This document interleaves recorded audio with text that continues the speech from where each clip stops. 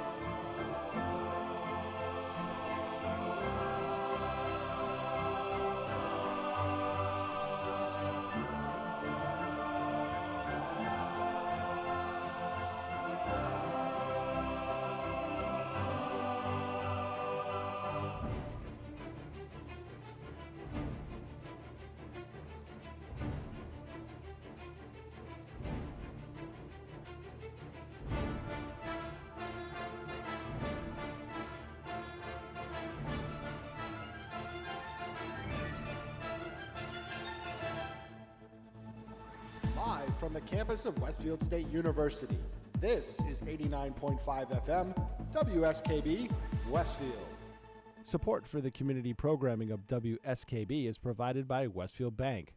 For more than 160 years, Westfield Bank has been an important community presence and commercial leader in the Pioneer Valley, with convenient full banking services in Westfield, West Springfield, East Longmeadow, Agawam, Feeding Hills, Springfield, Southwick, as well as Enfield and Granby, Connecticut.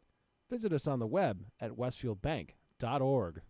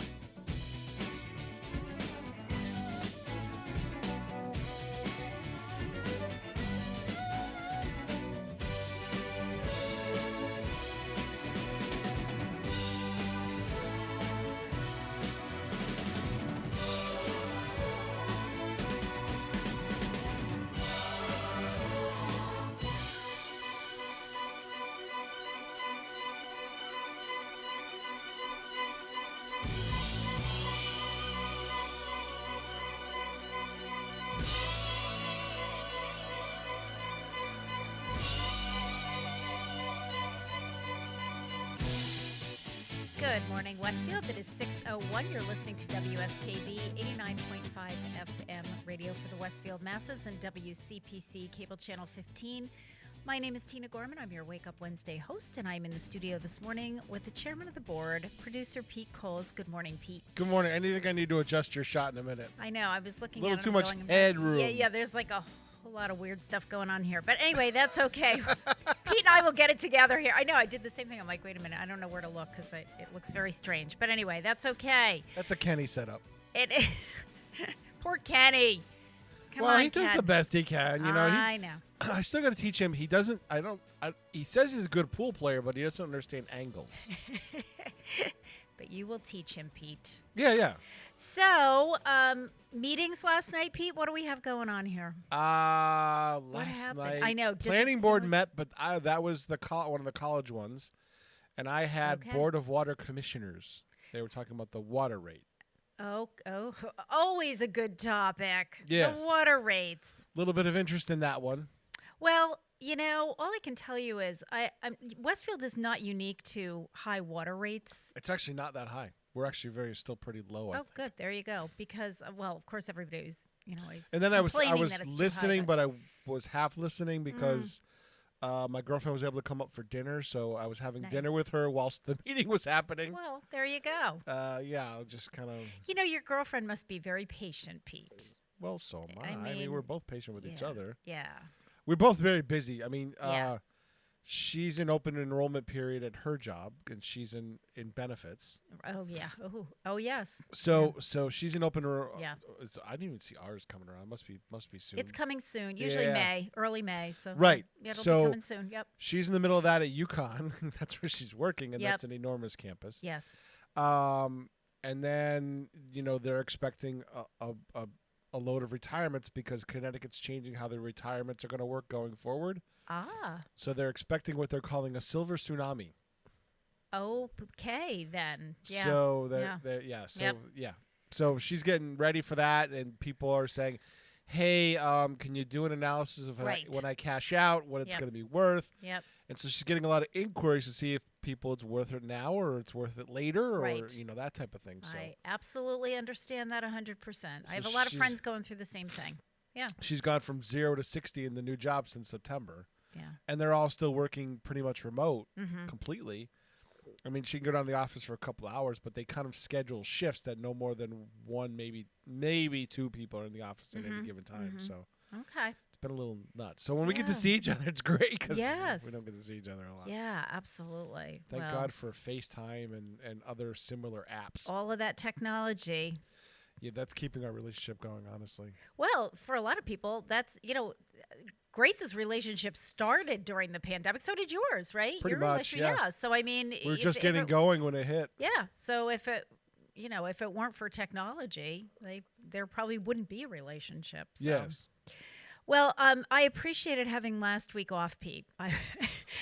So thank you for that. It was fun to sleep in a little bit, and then it was fun to just listen to the show. I thought it was a great show. You did a best of with Stephanie Graves doing the hospice program. Right. I again, thought that and was a good one. Yeah. It really was, and Gary came in he kind of came in when I was in the middle of getting ready, and he said, "Hey, that's you on the radio. I can hear you." I said, "I know. I'm critiquing myself." I said, I used to do that. The first 2 years that we were on air, I critiqued myself every week. I would go back and I would play it. What did I do wrong? What did I do right? What sounded good? What should I change? Until you found your groove. Until I found my groove and until, there just aren't enough hours in the day. But periodically, I still do that. I'll go back and just play snippets and just kind of go, okay, am I on track here? Did I interrupt my guest? And it is a little challenging, as you know, to interview someone over the telephone because you can't see There's no visual cues. there's no visual cue. So you don't know when they're sort of finished with a sentence and, ready to kind of take a breath and you can jump in, or they're just taking a brief little pause and you jump in and then you're talking over them and you don't want to do that. So it is. Well, I think that was something that Mark found. Mark Auerbach was doing all phoners for a Yes. long time. And he's now kind of sold on the Zoom thing where he can get those visual, it's a Yeah. little bit harder to see because it's a smaller box, but he could pick up those visual cues, and he's gotten really good at doing Zoom interviews now. Yeah. So all his guests are being Zoom. And then Bob Plass has been doing extra shows. Like he did something with Westfield State that I got to edit. But he's bringing back Around a Common Table with the pastors of Westfield State. Yep. And they're going to do that all via Zoom today. So I'm doing 3 shows with Mark after this. At the same time, I'm going to be recording a Zoom on the other computer with Bob and the pastors. But I'm like, Bob, you're responsible for your own timing. I'm going to start it. Yep. I'm going to check in on it every so often. Yep. And that's it. Yep. Like, you are responsible for that. Yep. Timing and everything else. And that, that's fine. But I mean, you're producing your own show on the fly. So now you know. And you know what? That's going. How hard it is. Yeah, exactly. I was going to say my prediction is that's going to be really challenging for Bob. Yeah, but the nice thing about it is it. there's no hard clock because it's public access. Yes. Right. So if you want to go 45 minutes or an hour Yeah. or hour, it doesn't matter. Yep. Right? Yep. Exactly. So that's helpful. You know, it was interesting. I had a phone call yesterday from someone who's on the Council on Aging Board of Directors in East Hampton. And his name is Joe Banis. And he's contacted me several times about our senior citizen property tax work-off program because they're thinking of starting one in East Hampton. He said, I know you have one in Westfield. So we've actually, I think we started this pre-COVID. You know, we must have because he came to the senior center the first couple meetings. And, so I walked him through it as Kathy Bowler from Holyoke had done with me before we started our program here. But anyway, he called me yesterday and we did a telephone consultation and he said, Tina, we're at the point now where we need to market the program.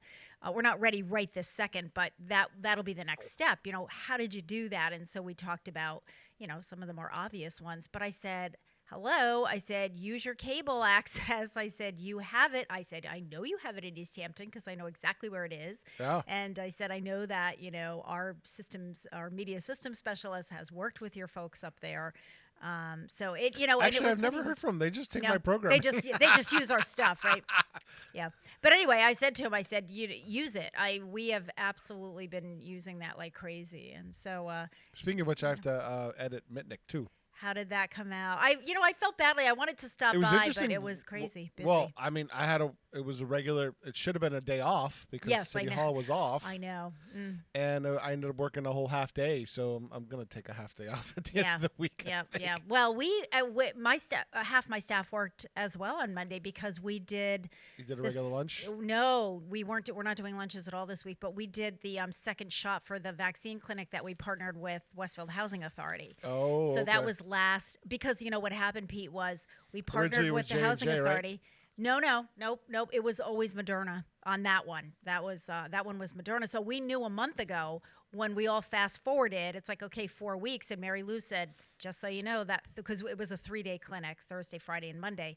So last month, Mary Lou said, when she looked at the calendar, she goes, just so you know, Monday is Patriots Day. So, and she said, I'm perfectly willing to work. I'm not going anywhere. And I was really lucky. Alex came in and worked, Alex Hibbert and Joyce Peregrine and Mary Lou and myself. Well, my thing is that the singer was leaving for Florida, I think. Mm-hmm. And this was the only day he could do it. Yeah. So it was like, either we do it today or we don't do it. So. Right. And then he was going in for surgery, I think, when he gets back from Florida for elective surgery, hip or knee or one of those. So tons of elective surgeries being done right now. I am like. Yeah, there's a backlog of epic proportions. So, what happened, Pete, was so Monday, oh, God. I think that a lot of that backlog, they could have started doing that last summer when they kind of had a good grasp on what the virus was. They did do some of them last year because I had a big thing that happened, and I'd have to go back and look in my records on exactly when it happened, but it did. And then the second wave came in, so everything stopped again. And now we're into it. And so what ended up happening was the vaccine clinic was Monday morning, so first thing Monday morning. So we did all that, got that finished. Everybody left. I was in the building by myself. My phone was ringing off the hook. Why? Because people needed to borrow medical equipment. I did more medical. I was just thought, okay, great. I'll get some stuff done. There's nobody around. It's a holiday. Well, finally, at like whatever time it was, I think 2 o'clock in the afternoon, I said, I'm shutting the phone off because I'm not getting anything else done. I'm just doing, yeah, there it is. It was like all day. I need a walker. I need, I'm having knee surgery. I'm having hip surgery. I'm having whatever. So it was, yeah, that's the way it was. It was a crazy day. But anyway, just so that people know, we do loan out durable medical equipment. So, we have walkers, rollators. Yesterday, somebody came through because he had foot surgery, so his wife came and picked up. We have knee scooters. Okay. And those, by the way, are hard to come by. And I used to, up until about a year ago, I had one, and then somebody donated one. So I had two for quite a while. And the thing about knee scooters, when somebody has that kind of surgery, usually they need it for like 8 weeks. Yeah, so they're sure, yeah. out for a long time. Well, I suddenly had, I ended up with, I have 4 now total, which is awesome, which is great.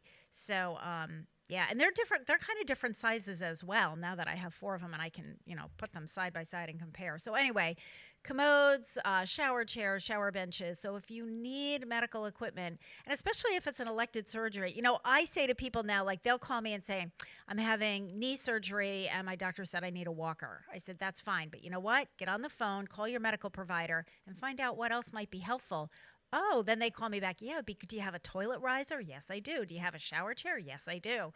Because, I just start bundling The things. kit, yeah. Yeah, I'll it's give like you the kit. kit. Right, exactly. I said, look, you know what? Better to have it and find out you don't need it. And you can bring items back one at a time. And people have done that. They've taken out 3 things and said, well, I found I was better with, I didn't need this. But Sure. I have somebody who brought back this, she had a scooter out. She was younger too. Had a really bad fall. And broke all kinds of stuff. And so they brought the scooter back, and I said, you've got a tub bench out. And she said, yeah, I still need that. I said, oh, it's fine, no problem. Keep it. You can keep the equipment for up to 6 months. And there are extenuating circumstances, and if you need it longer than that, as long It's as you 6 check months. in with us. Wouldn't Medicare pay for it if it was long term? Well, here's the thing, Pete, and that's what we tell people. Like, I've had people that have, had medical equipment out for like a year and a half, and we get on the phone with them and say, hey, you know what? You've had this out for a long time. Call your medical provider and have the person, have that, your doc write a script, Right. and your insurance will cover it. Right. So our program is really for people who have had surgeries and need things short term, or people. You're a gap filler. Yeah, or people who say, you know what, I've heard that, a walker might be a good idea for me, or I've heard that it might be easier if I have a tub bench or a shower chair or whatever. I want to test try it out. drive. Test drive. Exactly. Gotcha. The other thing, too, is that, when people say to me, well, I need a shower chair. Okay, do you want a stool? Do you want one that's adjustable in height? Do you want one with back? Do you want one with arms? I mean, there are so many different types. So that's the other thing, is people can try them out. And, that way they might try out 2 or 3 before they go and purchase one on their own. But then when they purchase it, because I can't tell you how many brand new things I've gotten when people have said, oh, I bought this and it's not really the right one.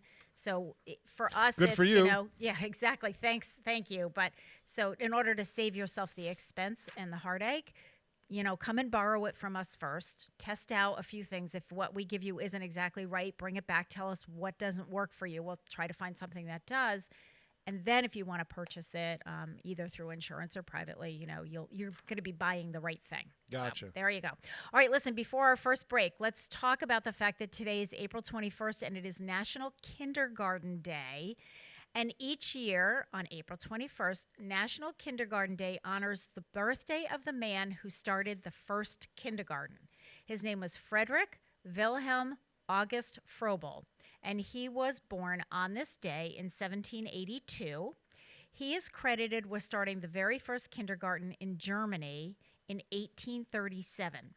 Froebel was a German teacher who laid a foundation for modern education, recognizing that children learn through play and experience.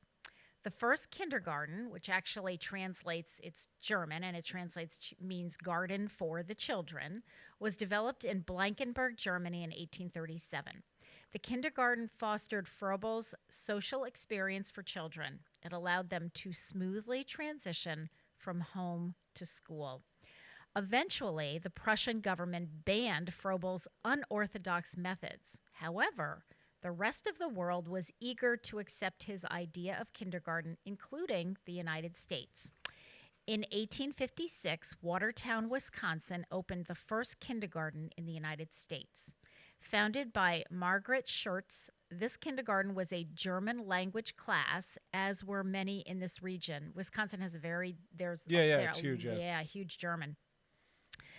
Kindergarten found its way into private English-speaking institutions across the country. However, it wasn't until 1873 that it became part of any public school system. So, how can you observe National Kindergarten Day? Recognize an outstanding kindergarten teacher. Explore a career in elementary education, specifically as a kindergarten teacher, if you are so inclined. Learn more about elementary education. And I really like this one. Donate to a teacher's supply fund. You know, we've all heard stories. And, you know, we all have relatives and friends who are teachers, and, you know, they end up spending a lot of their own money on classroom supplies. So, you know, little donation, either in kind, maybe ask them, what do you need? Give me a wish list. Let me help you out here. Share. And if you are a kindergarten teacher, share your experiences. I mean, kindergarten teachers have wonderful stories, great stories, hilarious stories, because, you know, out of the mouths of babes kind of thing. All right, it is 6:17. You are listening to WSKB 89.5 FM radio for the Westfield masses and WCPC cable channel 15. We are going to listen to Joni Mitchell singing The Circle Game in honor of National Kindergarten Day. We'll be back.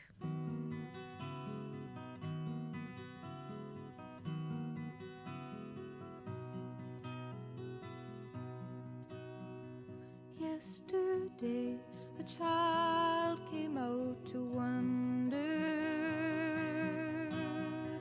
caught a dragonfly inside a jar. Fearful when the sky was full of thunder, and tearful at the falling of a star.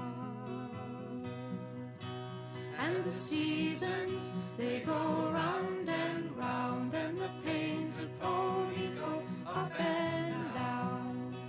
We're captive on the carousel of time.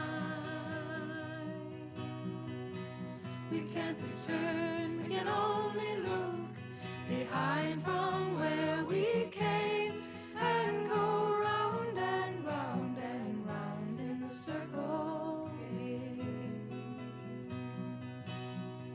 Then the child moved 10 times round the seasons, skated over 10 clear frozen streams. Words like, when you're older, must appease him, and promises of someday make his dreams. And the seasons, they go round and round, and the painted ponies go up and down. We're captive on the carousel of time. We can't return, we can only look behind from where we came, and go round and round and round in the circle game. 16 springs and 16 summers gone now. Cartwheels turn to car wheels through the town, and they tell him, take your time, it won't be long now, till you drag your feet too slow, the circle's down. And the seasons, they go round and round, and the painted ponies go up and down. We're captive on the carousel of time. We can't return, we can only look behind from where we came, and go round and round and round in the circle.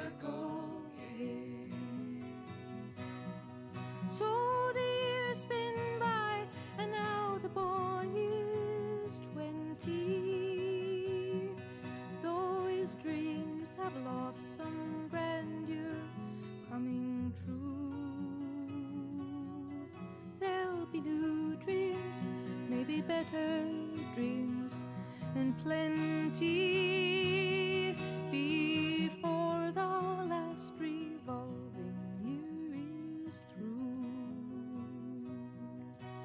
And the seasons, they go round and round, and the painted ponies go up and down. We're captive on the carousel of time. We can't return, we can only look behind from where we came and go round and round and round in the circle game. And go round and round and round in the circle game.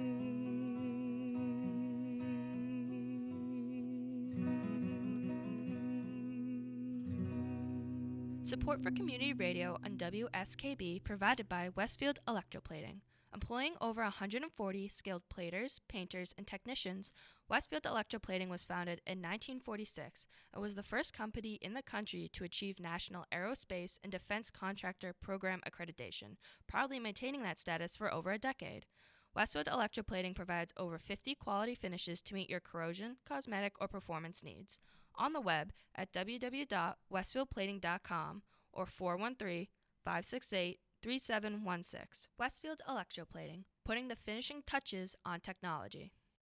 Hi, it's Bob Plass, and I have Wow, It's Tuesday, every Tuesday, 6 to 8. Wow, it's Tuesday.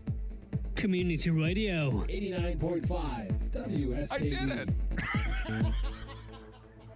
Live from Studio 120 at Westfield Technical Academy, this is WCPC Channel 15 and 89.5 FM, WSKB Westfield. Are we there? Good. Yeah, sure. There it is. I'm like, hello. Good morning, Westfield. It is 6:23. You're listening to WSKB 89.5 FM, radio for the Westfield masses, and WCPC Cable Channel 15. My name is Tina Gorman. I'm your Wake Up Wednesday host, and I'm in the studio this morning with the chairman of the board, producer Pete Coles. Good morning again, Pete. Good morning. And later on, second hour, we have Jen Jafune, our licensed registered dietitian, will be with us doing our Diabetes Dialogue segment. And we're going to be doing part two. Last month, we started a segment called What's for Dinner. So it's kind of how to prepare, some easy meals and some food substitutions that you can use to make things healthier, especially if you're diabetic. Today, Jen is really going to focus on, for those of you who tell me that you don't cook, you don't like to cook, I don't want to cook, but you still have to eat. So Jen will focus on meal preparation as opposed to cooking meals. So she'll throw a little bit of everything in there. So she will be with us after 7 o'clock. And in the 8 o'clock hour, Joe Didi's here. Oh, yeah, that's right, because it's Everything Southwick today. It's the third Wednesday of the month. So, yeah, we have Jen on the third Wednesday of the month, followed by Joe Didi. I just asked him what he was going to talk about. He goes, "We're winging it today." Well, I have news for you. He won't have any problem talking about things. There are a lot of things going on in Southwick right now. A lot of things being in the works and planning. And, correct. I will say that one of the silver linings, I guess, if you will, of the pandemic is that it has brought the Western Mass Council on Aging directors really close. Tight. A very tight group, super tight group. So I have really gotten to know Cindy Sullivan, who of course is the director of the Southwood Council on Aging, but is a resident of Westfield and is on the Westfield School Committee. Correct. So Cindy and I have really worked well together, and I, just a huge shout out. Sharing and programming and all kinds of yes, stuff. we're doing a lot of sharing of things, and just ideas, and as a matter of fact, we're working on some programming, and Mary Lou said, I said, call Cindy. She's already done this. We're not reinventing the wheel. She's called us. We call her. So Joe, I'm sure we'll have a lot of things to talk about. Yep. Just a reminder, folks, especially if you're a boss, today is National Administrative Professionals Day. Remember that? Maybe stop at Dunkin' Donuts on the way in and grab a $5 gift card or a, extra latte or something for your administrative professional. It's also known as Secretary's Day or Administrative Assistant Day, and it's observed on the Wednesday of the last full week in April of each year. It's a special day to recognize the work of secretaries, administrative assistants, receptionists, and other administrative support professionals. As a result of a shortage of skilled office workers, Mary Barrett, president of the National Secretaries Association, which is now the International Association of Administrative Professionals, along with C. King Woodbridge, president of Dictaphone Corporation, had the idea many years ago for a National Secretaries Week. Proclaimed by U.S. Secretary of Commerce Charles Sawyer, the official first National Secretaries Week was held in 1952, the first week in June, and June 4th was designated National Secretaries Day. Due to the expanding responsibilities and wide-ranging job titles of administrative support staff, in the year 2000, the name was changed to Administrative Professionals Week. And the organization had two objectives in mind: to recognize the secretary, upon whose skills, loyalty, and efficiency the functions of business and government offices depend, and to call attention, through favorable publicity, to the tremendous potential of the secretarial career. National Administrative Professionals Day is often celebrated with gifts to one's assistant, such as flowers, gift certificates, gift baskets, candy, or lunch. So happy National Administrative Professionals Day. We have 4 of them at the Senior Center doing various jobs. So big shout out to Mary Kohut, who is our clerk, and Mary is the one, if you call the Senior Center. Everybody wants to know, like, when we do special curbside lunches outside and I bring the whole staff out, everybody's always asking me, who is that Mary? Who's Mary? Which one is Mary? Because Mary's the one they talk to, but they never see her, right? So Mary Kohut is our clerk, and she is there. She's part-time, so she's there mornings from 8 until noon, and she's the person generally who's answering the phone in the morning. Carol Shannon is our principal clerk. Sandra Fisher is one of our greeters, and Sandra has now done over 2,000 telephone reassurance calls. Oh, jeez. So, yeah, since the pandemic started, she has done a tremendous job of keeping tabs on people, people that frequented the Senior Center. And then Linda Murphy is she's our afternoon greeter. Linda's been on furlough for, most of the pandemic, so we'll hopefully see her again when we reopen someday. But anyway, big shout out to all 4 of them. They're awesome. And, as any great boss will tell you, we certainly can't do it without you. Right. Okay, why don't we take a break? We're almost at the half hour, so we'll take a break, and then we've got some really interesting birthdays today. So, in honor of National Administrative Professionals Day, I'm gonna start out with this one. I love this song. It's by Shania Twain. It just cracks me up. It's called "Honey, I'm Home."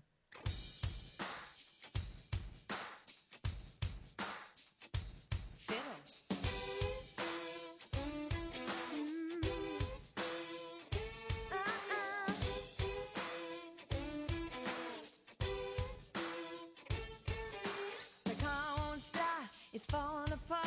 I was late for work and the boss got smart. My panty line shows, got a run on my hose. My hair went flat. Man, I hate that.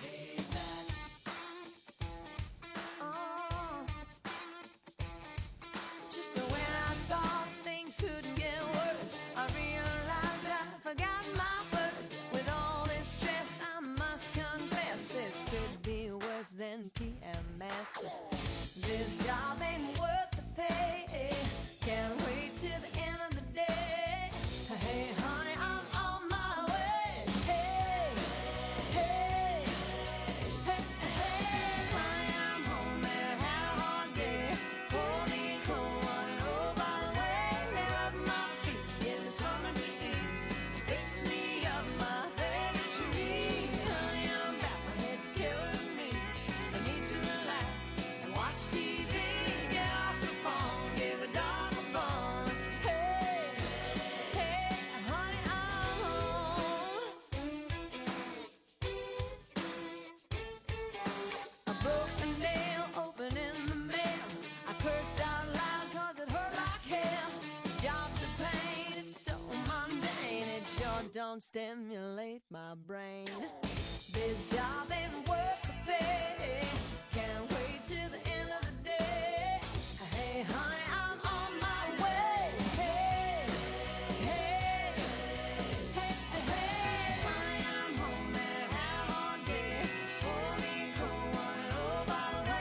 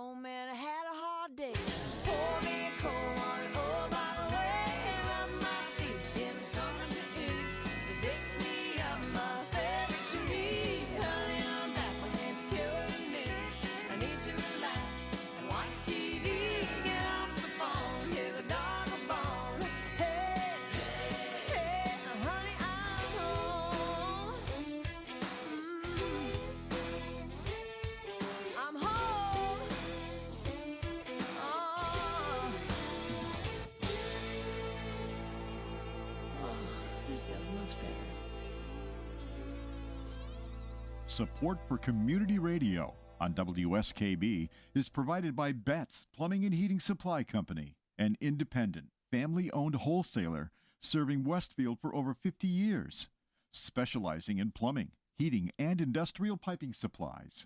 On the web at bettsplumbing.com or at 14 Coleman Avenue in Westfield. I'm Mark Auerbach. Join me every Friday at 8 a.m. for Arts Beat, where you'll meet interesting actors, directors, designers, and musicians here in Western New England. Community Radio. 89.5 WSKB.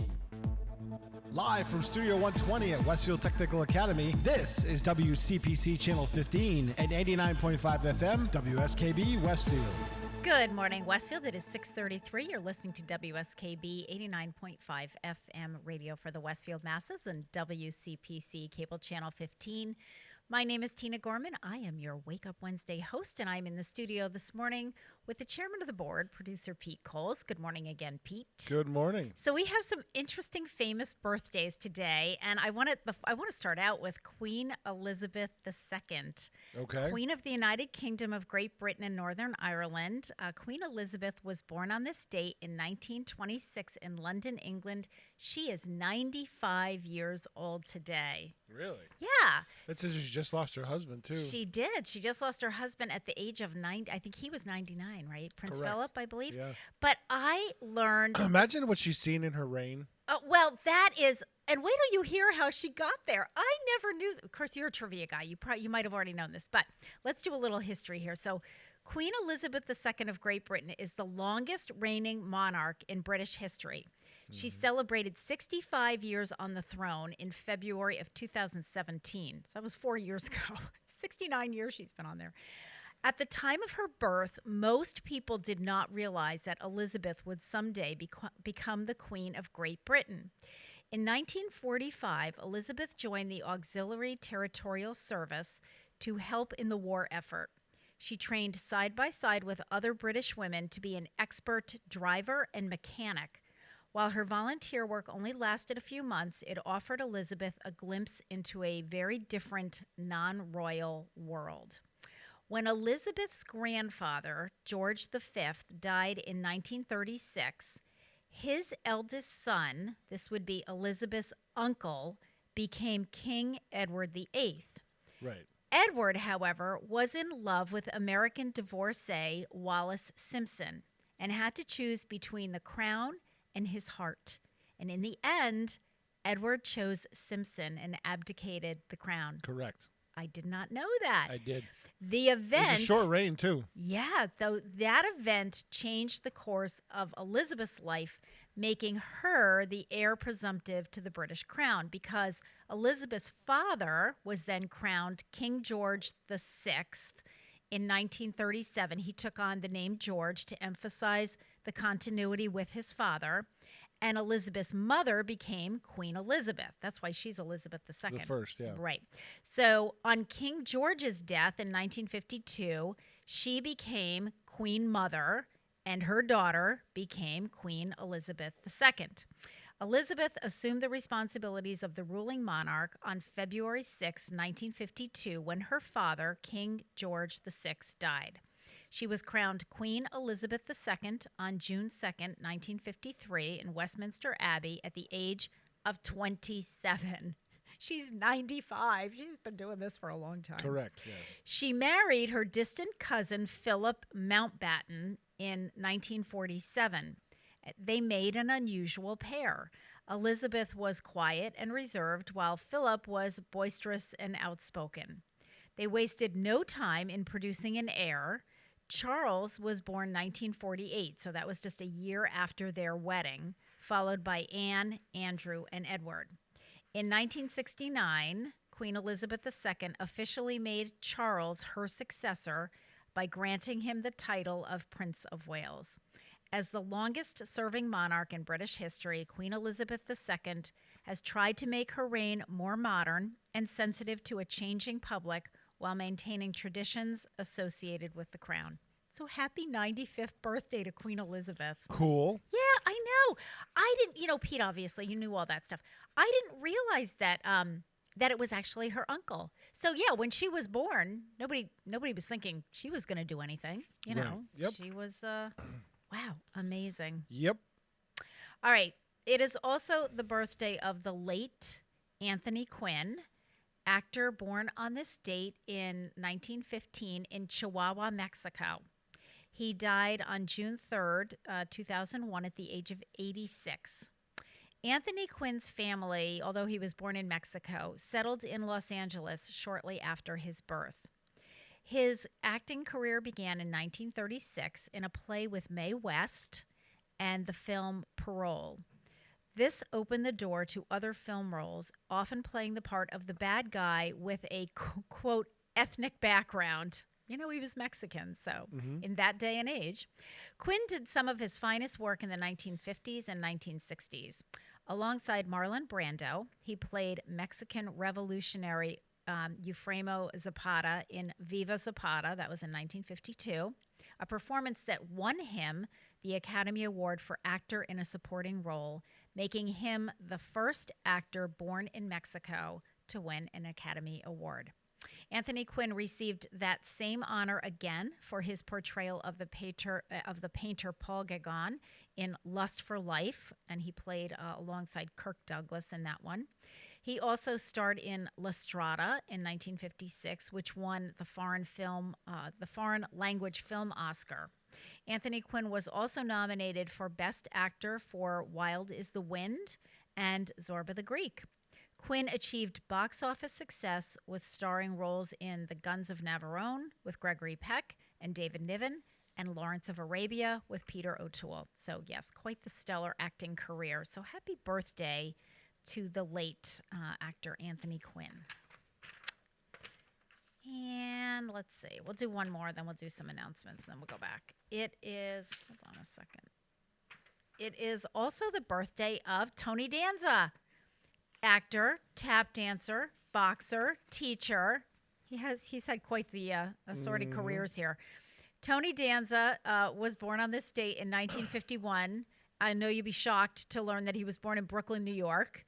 No, exactly. Doesn't sound like he was born in Brooklyn. He is 70 years old today. Tony Danza was born and raised in Brooklyn to Italian parents. His mother was a bookkeeper, and his father was a waste collector. Danza describes himself as a bad student in high school. He earned a bachelor's degree in history in 1972 from the University of Dubuque, which is out in Iowa, which he attended on a wrestling scholarship. But after college, he had a short-lived boxing career, and his professional boxing record was 9-3.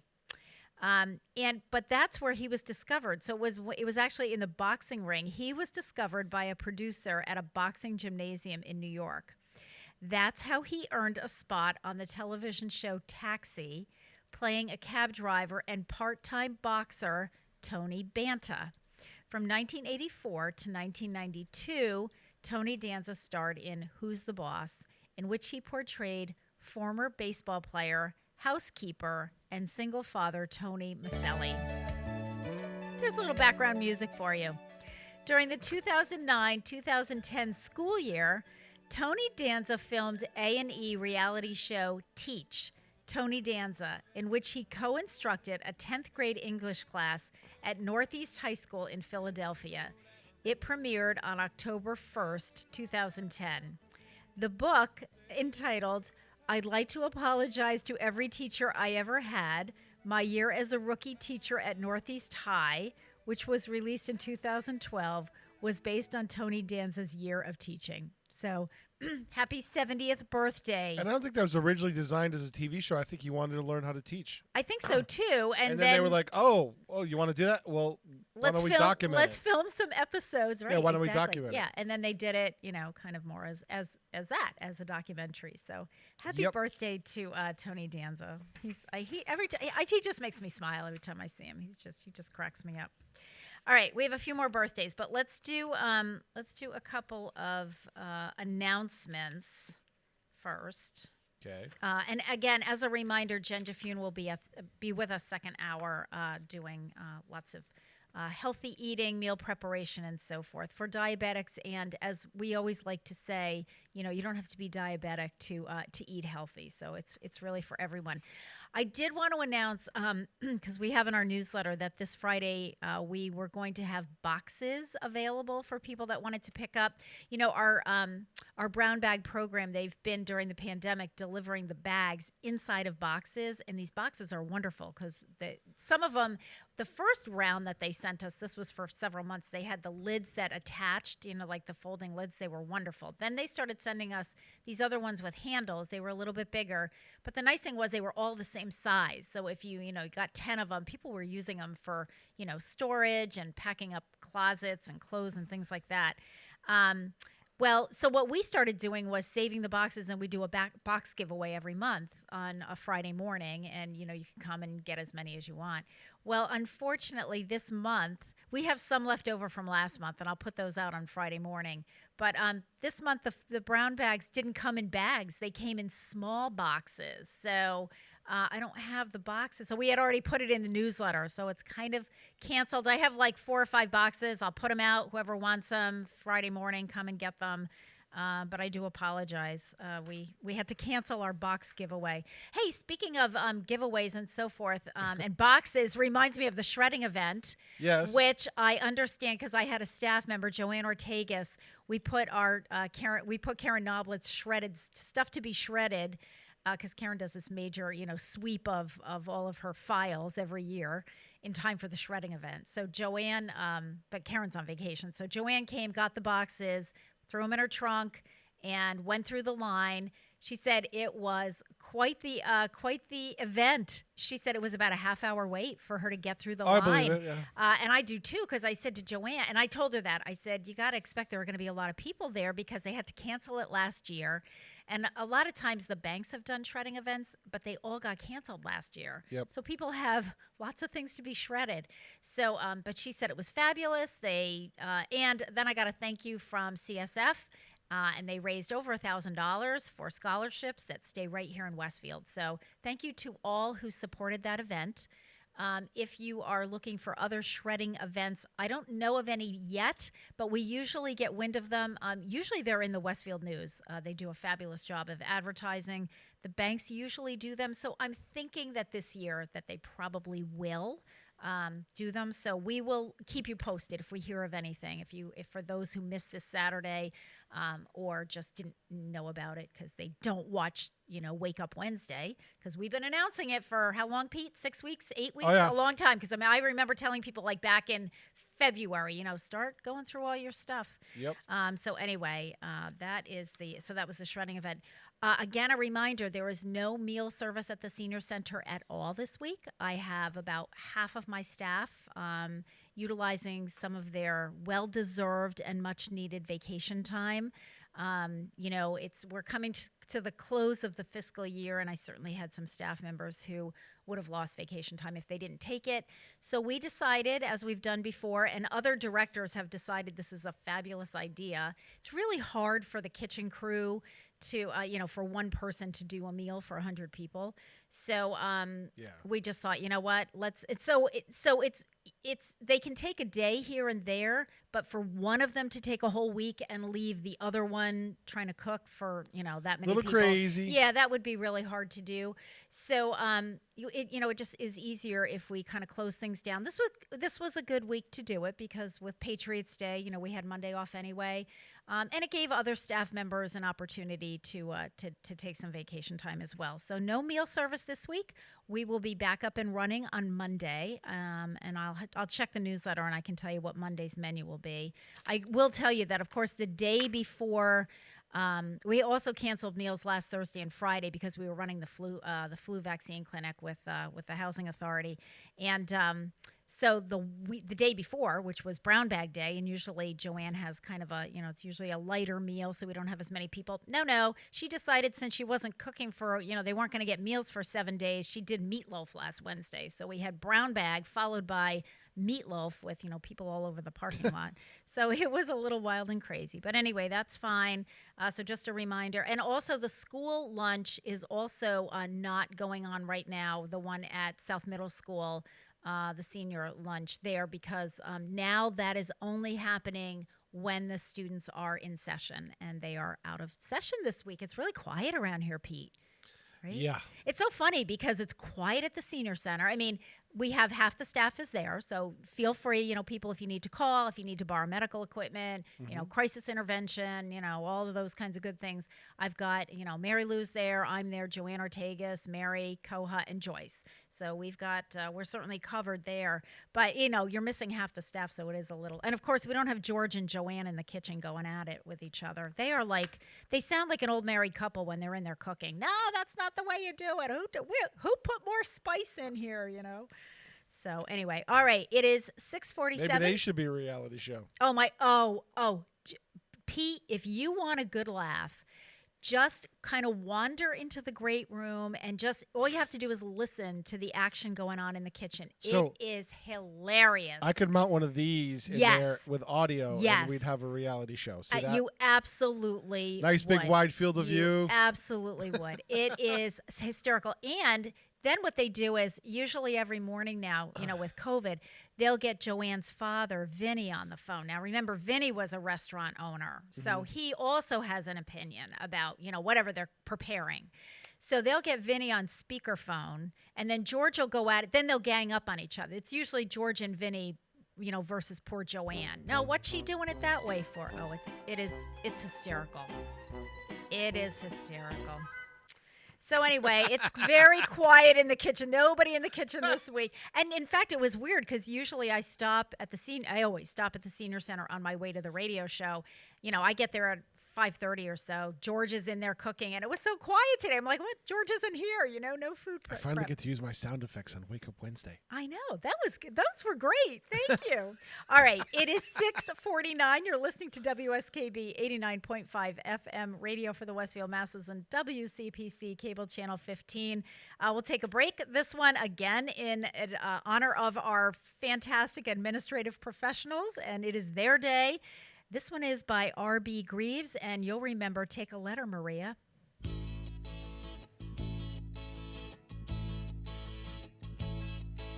Last night as I got home, about 10:30, there was a woman I thought I knew in the arms of another man. I kept my cool, I ain't no fool. Let me tell you what happened then. I packed some clothes and I walked out, and I ain't going back again. So take a letter, Maria, address it to my wife. Say I won't be coming home, gotta start a new life. Take a letter, Maria, address it to my wife. Send a copy to my lawyer, gotta start a new life. You've been many things, but most of all, a good secretary to me. And it's times like this I feel you've always been close to me. Was I wrong to work nights to try to build a good life? But all work and no play has just cost me a wife. But take a letter, Maria, address it to my wife. Say I won't be coming home, gotta start a new life. You take a letter, Maria, address it to my wife. Send a copy to my lawyer, gotta start a new life. When a man loves a woman, it's hard to understand that she would find more pleasure in the arms of another man. I never really noticed how sweet you are to me. It just so happens I'm free tonight. Would you like to have dinner with me? We'll take a letter, Maria, address it to my wife. Say I won't be coming home, gotta start a new life. We'll take a letter, Maria, address it to my wife. Send a copy to my lawyer, gotta start a new life. We'll take a letter, Maria, address it to my wife.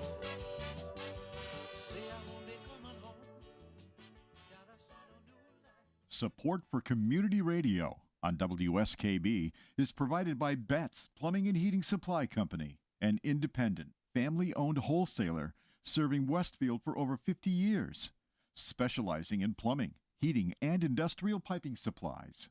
On the web at bettsplumbing.com or at 14 Coleman Avenue in Westfield. Support for the community programming of WSKB is provided by the Dunkin' Donut Shops of Westfield and the Sardinia family. It's nice to know that even as the world changes, Dunkin' Coffee remains the same at 7 convenient locations throughout Westfield. Join us the third Wednesday of every month with Selectman Joe Didi and his take on everything Southwick. Community Radio. 89.5 WSKB. Live from Studio 120 at Westfield Technical Academy, this is WCPC Channel 15 and 89.5 FM WSKB Westfield.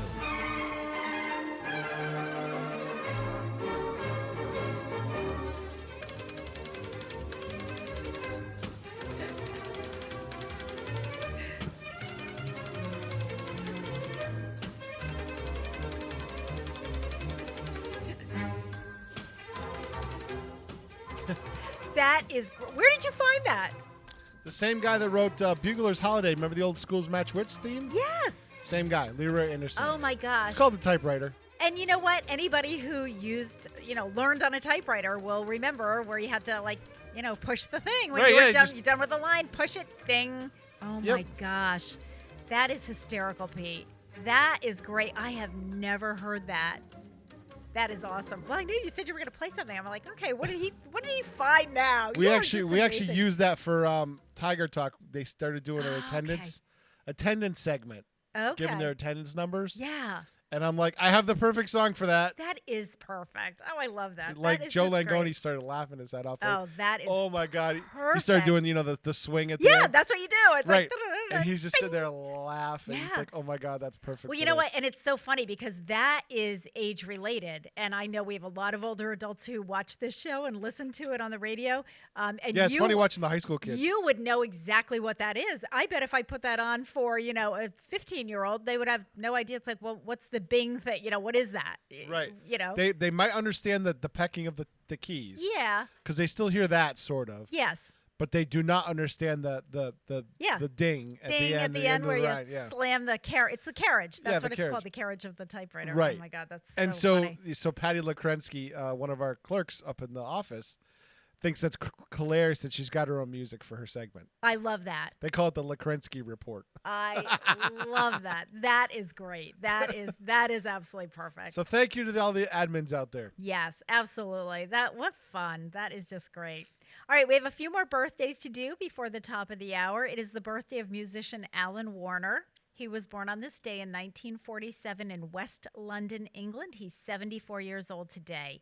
In the early 1960s, after leaving school at the ripe old age of 14, Alan Warner played with several semi-professional groups playing local gigs before becoming a professional musician 2 years later. In 1966, Warner joined the Ramong Sound, and through the band's name change and evolution, he became one of the founding members of the group The Foundations, who would have hits with Baby Now That I Found You, Back on My Feet Again, and Build Me Up Buttercup. And you hear that song Build Me Up Buttercup now all the time. Exactly, it's one of the Geico commercials. He played rhythm guitar and lead guitar, as well as contributing to the songwriting efforts of the group and backing both of the band's lead singers, Clem Curtis and later Colin Young. The Foundations broke up in 1970. As well as being a musician, guitarist, and guitar teacher, Alan Warner is also an author of various guitar instruction books and instructional videos that include how to play rock blues guitar. The first book he wrote was called The Guitar Cookbook, the first of a succession of about 30 similar books and videos. So happy birthday to Alan Warner. I always think that's great when people take a profession and then, sort of expand it. And in this case, he was a musician. He played with a band. They had several hits. They did really well. The band broke up. It's like, okay, now what do I do? And so he started, and teaching and writing and, sort of guitar for dummies kind of thing. Sure. All right. And finally, it is the birthday of actress and fashion model Andie MacDowell. She was born on this day, April 21st, in 1958 in Gaffney, South Carolina. She's 63 years old today. Rosalie Anderson McDowell. That is her real name. I love that. I think that's the coolest name. Rosalie Anderson McDowell made her film debut in 1984's Greystroke, The Legend of Tarzan, Lord of the Apes. She received critical acclaim for her role in Sex, Lives, and Videotape. That was in 1989, for which she won Independent Spirit Award for Best Female Lead and was nominated for a Golden Globe Award for Best Actress in a Motion Picture Drama. Andie MacDowell also received Golden Globe Award nominations for her performances in Green Card and 4 Weddings and a Funeral. MacDowell starred in Groundhog Day, Shortcuts, Michael, and Multiplicity. She has modeled for Calvin Klein, and she has been a spokeswoman for L'Oreal since 1986, celebrating 30 years with the company in 2016. So happy 63rd birthday to Andie MacDowell, and she still looks pretty fabulous if you ask me. Yep. She is. I think she's really attractive. Okie dokie. I want to talk a little bit before the top of the hour break about Mabel and Jerry, a delightful comedy performance, which is being aired on Channel 15 on Saturdays at 6 o'clock and Wednesdays at 2:40 in the afternoon, starring Steve Henderson. And the reason that I wanted to mention this is because in yesterday's Westfield News, there was an article about the Westfield Women's Theater, and they're going to be starting up again, I guess, in the fall, I think. And one of the shows they're going to be doing in the upcoming year or so is a show that was written by Steve Henderson. And I believe I think there are only a few characters in it. Steve will be one of them. And then, they'll be auditioning for other characters. And it's tough for the Arts Council that's trying to do grants. There's nothing. I know. People are reinventing everything because it's still kind of for this. It's kind of tough to get people together right now. Exactly. So we have Steve Henderson, who's a local talent. If you've, Steve is the kind of guy who he walks in the room. And first of all, when he walks on stage, Gary just starts laughing. We've seen him at the Majestic Theater. He's performed at the Senior Center. He started senior theater at the Senior Center a few years ago, but I would love to audition. He's a goof from the Cultural Council. Oh, my God. I would love to audition to do a show with him, but I don't know that I could do it without just cracking up, because every time he opens up his mouth, I start laughing. He is one of those kind of guys that just, he has such a passion for what he does, and it just really comes out with in his performances. Just to give you a little synopsis, so this could be the most hilarious blind date ever. So this show, Mabel and Jerry, is about mistaken identity, a chase scene. We have checklists are all part of the pursuit of happiness. Jerry and Mabel are 2 hysterically comical people with a lust for life, determined to find excitement, humor, and especially love any way they can, if only they can find the right person. So Steve plays the part of Jerry, while Linda Slozak plays the part of Mabel. So again, Pete's airing that on Wednesday afternoon, so it'll be on this afternoon at 2:40, and Saturday evenings at 6 o'clock. And he sneaks it in there sometimes on Thursday afternoons as well. Sometimes I throw it in wherever I can find a spot. Just so you know. I've been repeating that the bridge install, the Columbia Greenway Bridge install. Yeah. Different versions of it, because we have 3. We have the full version where it was just real time. Okay. We have a time lapse, and then we have Kenny's version where it mixes the time lapse and stuff he was running around shooting that night. So unbelievable. And those are all available on YouTube if your seniors want to. Yeah, and check them out. Yes. You might not want to watch all of the time lapse, because when the light starts flashing, if you have anything that would trigger from like a strobe effect. Yes. You might get triggered from a strobe effect. So. Yeah. But other than that, watch Kenny. Kenny got some great shots. Kenny was running around like a nut with a handheld rig. I was saddled to a table with the school committee meeting that night, and Kenny was around shooting. You guys are amazing. You know what? People really need to see what you do from the from the other end. You know, like these two guys here are delivering stuff. There's guys delivering stuff, construction equipment or something. Yeah. Because they're doing projects while the school's closed. Right. They came in, the guy's like, you seem like you're in charge around here. I'm like, I'm just doing a TV show. He goes, holy cow. He goes, you got this whole thing in here. Yeah, well, I heard you talk I could see the van is parked right outside the window over here. We got ladders and going. He's telling his buddy, he's like, you got to see this, man. This thing's freaking cool in yeah, here. we got a show going on here. Come on in, we'll interview them. What sure. The heck? All right, couple more announcements, and we're going to take our top of the hour break. We have Jen Jafune is in chomping. She's in the batter's box over there. All right, so I want to remind folks we have Carol Palmer is doing her Totally Fun Fitness show. Apparently, I'm also part of that. You're also. She part was of engaging me during the show. She needs an audience. I gotta watch this. She was asking me questions, and I had to keep my mic on. I was like, I don't know when Carol's gonna yell at me about something. All I can tell you is the seniors absolutely love it, and God forbid there's a conflict with a meeting because our phone it takes 30 seconds for them. What happened? What happened? Carol Palmer's supposed to be on Channel 15. There's some people talking, and I'm like, okay, it's a meeting. There's a meeting. I said Pete will put it on as soon as he can. I promise. Right. I always as soon as the meeting's over, I just hit play. Yeah, on it, and that's what I told him. I said keep your TV on because it'll be back. It'll be back. So anyway, that is scheduled for Mondays and Wednesdays at 10:30 in the morning, and it's called Totally Fun Fitness. I just rave reviews. They love it. Love it. Love it.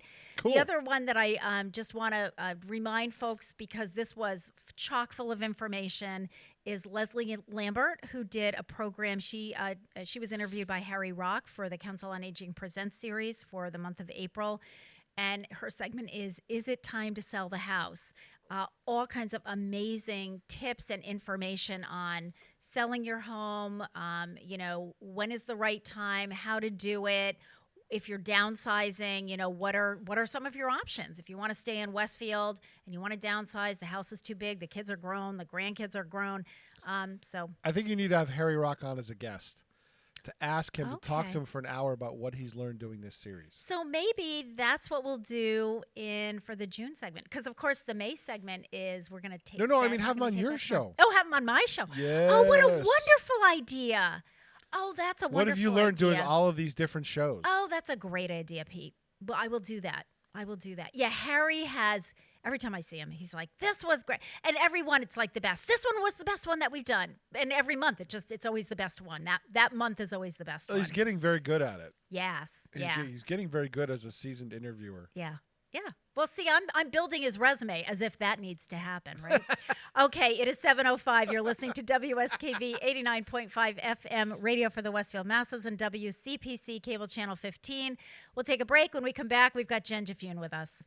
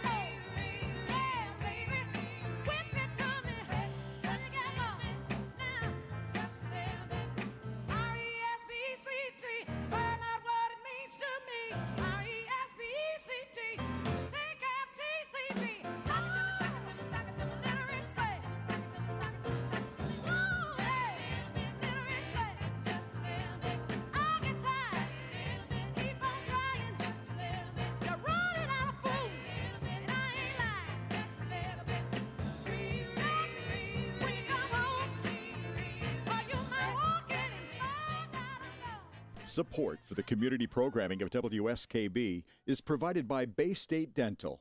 Comprehensive dentistry at 14 convenient locations in Springfield, Chicopee, Longmeadow, West Springfield, Belchertown, East Longmeadow, Ludlow, Northampton, Greenfield, and Wilbraham, as well as 29 Broad Street in Westfield. Bay State Dental makes it a priority to help you achieve and maintain the healthy smile you deserve. On the web at baystatedental.com. Join us every Thursday morning from 6 until at least 7:30. Check out the Bobby G and Company Show right here on WSKB 89.5 Community Radio. 89.5 WSKB. Live from Studio 120 at Westfield Technical Academy, this is WCPC Channel 15 at 89.5 FM, WSKB Westfield. Good morning, Westfield. It is 7:08. You're listening to WSKB 89.5 FM radio for the Westfield Masses and WCPC Cable Channel 15. My name is Tina Gorman. I'm your Wake Up Wednesday host, and it is the third Wednesday of the month. Means it's time for Diabetes Dialogue.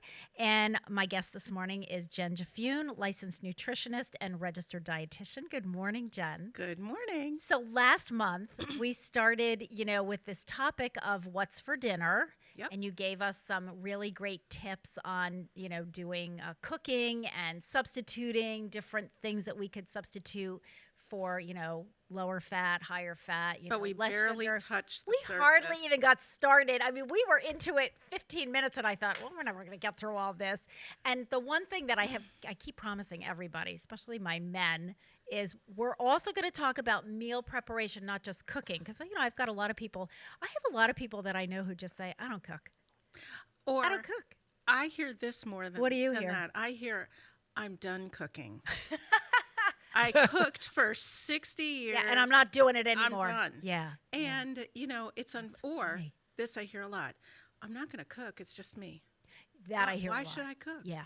Oh, see, I go through that a lot too. Yeah. And I think anybody, I've done that like when Grace had left. Of course, Grace has left, come back, and all that stuff. But when she was out of the house, and Gary would sometimes be, go down and visit his family or whatever. And when he was gone, if he was gone for like 4 or 5 days, I'm like, I'm not cooking. Bowl of cereal. Well, I try to, I try to do healthy things. I would, but still, yeah, it's not like I'm not doing a big meal prep. But the thing is, you don't have to do a big meal. You Yeah. don't have to do a fancy meal. It doesn't even have to be a hot meal. Right. As long as it's a meal that Hello. It's all right. You'll get it. Contains the component parts that make a nutritious meal. Right. 'Cause, there's two ways to look at 5 days alone. I can make one big meal and have it last for 5 days because I don't really care if I eat the same thing for 5 days. Yes. Or it can be simple, easy, Yeah. Different things, but Or and just that's, simple I think that's really a great point, Jen, because I am the kind of person that I could eat, I don't care. Like I could do that. I could eat the same thing 5 days in a row and not have, if it's something that I like, it's like, okay, yeah, I'm good. Hey, good until Friday, Yep. And not everybody likes that. No, but, I'm like that though, but because I'm married to someone who's not, yeah. I have to have a My lot of family is variety. by day 3. It's like, okay, Mom, are we done with this? Because I'll do that sometimes where I'll make something really large, like on a Sunday when I have the time. And then, by Wednesday, I'm hearing, is there anything else in the refrigerator? It's like, why? What's wrong with this? Kinda had I chicken. like it, but I'm sick of it. Yeah, I've had chicken for the last 3 nights. I'm clucking. Yeah. Yeah, that's what I hear. I'm starting to clock. Can we do something different? Okay, so I don't know if you recall, but last time I said, I've made this handout, but it's not the way I want it to be, but I couldn't figure out how to set it up. Okay. So it's still not ideal, but it is organized now. But it's improved because you've had a month to work on it. Right. Okay. Right. A month to work on it. And when did I sit down to do it? Last night. Yes. Okay. Okay. Totally understand that. So I was thinking a lot about meal prep. Okay. And, before you even have food, you need to have the right equipment. Yes. And most people, even if they're in the smallest of apartments and they're not cooks, have a microwave, a little fridge, maybe a toaster oven. And you can get by with just that. Yeah. But there's some things that are are what I would call diabetes friendly cooking utensils. I call them utensils. Appliances, utensils. So one of the biggest things lately, air fryers. Yeah. I don't deal have with one, that. but I love them. Teaspoon of oil, throw in what you want, comes out crispy and fried like, but with a teaspoon of oil instead of being immersed in the oil and coming out dripping grease. Yeah. So if you really want to invest in something, I would invest in that. Do you have any idea, Jen, just for my knowledge and our listeners, do you have any idea how much an air fryer, do they come in different sizes? Kind of like a crock pot? They do. Yeah, Pizza, he loves to cook. So the thing about frying is most people just don't do it right. That's the problem. If you do it right, you seal it in because it's flash frying. So it seals it in, and the whole point of frying cooking is the moisture inside cooks whatever you're cooking, especially like chicken, whatever. Right. But most people don't warm it up. They don't let it warm up long enough, so it soaks in all the grease instead of that of water vapor keeping the grease out. Yeah. And that's where they screw up. And that's the air fryers. That's where they're great for that kind of stuff. They're just wonderful. And I agree with you, Pete. But the even pieces that come out of a deep fat fryer, even if you do all the right things, will still have more fat than the air fryer. Yeah. I just so everybody knows, disclosure, once a year I use a deep fryer. Okay. Every Super Bowl, I make my husband real buffalo chicken wings. There you go. So that's okay. But the rest of the time, I wish I had an air fryer. See, everybody's breathing a sigh of relief, Jen. All our viewers and listeners, because they're going, okay, she's human. Yep. Her family's human. Yep. They sometimes like to indulge. It's, it's not the end of the world. Moderation, right? Right. Well, the one year I made the oven baked chicken wings for Super Bowl fell flat. Yeah, it was just like not happening. So I love these. I don't know how much they cost. I know that there is a wide range. I had a wonderful conversation with someone at my mom's nursing home a couple weeks ago because I bring my mom a baked good once a week. Just a treat, you know. Yep. And I've gotten to know one of the front receptionists really well, and her husband retired and is now into cooking.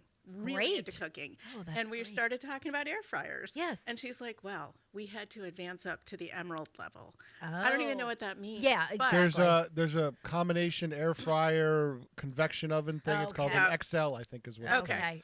So I watch a lot of late night TV. Good. When I can't sleep. Well, I think people would really benefit if they like, fries or chips. You can make things that you would normally go, oh, I can't eat I can't eat them. Right.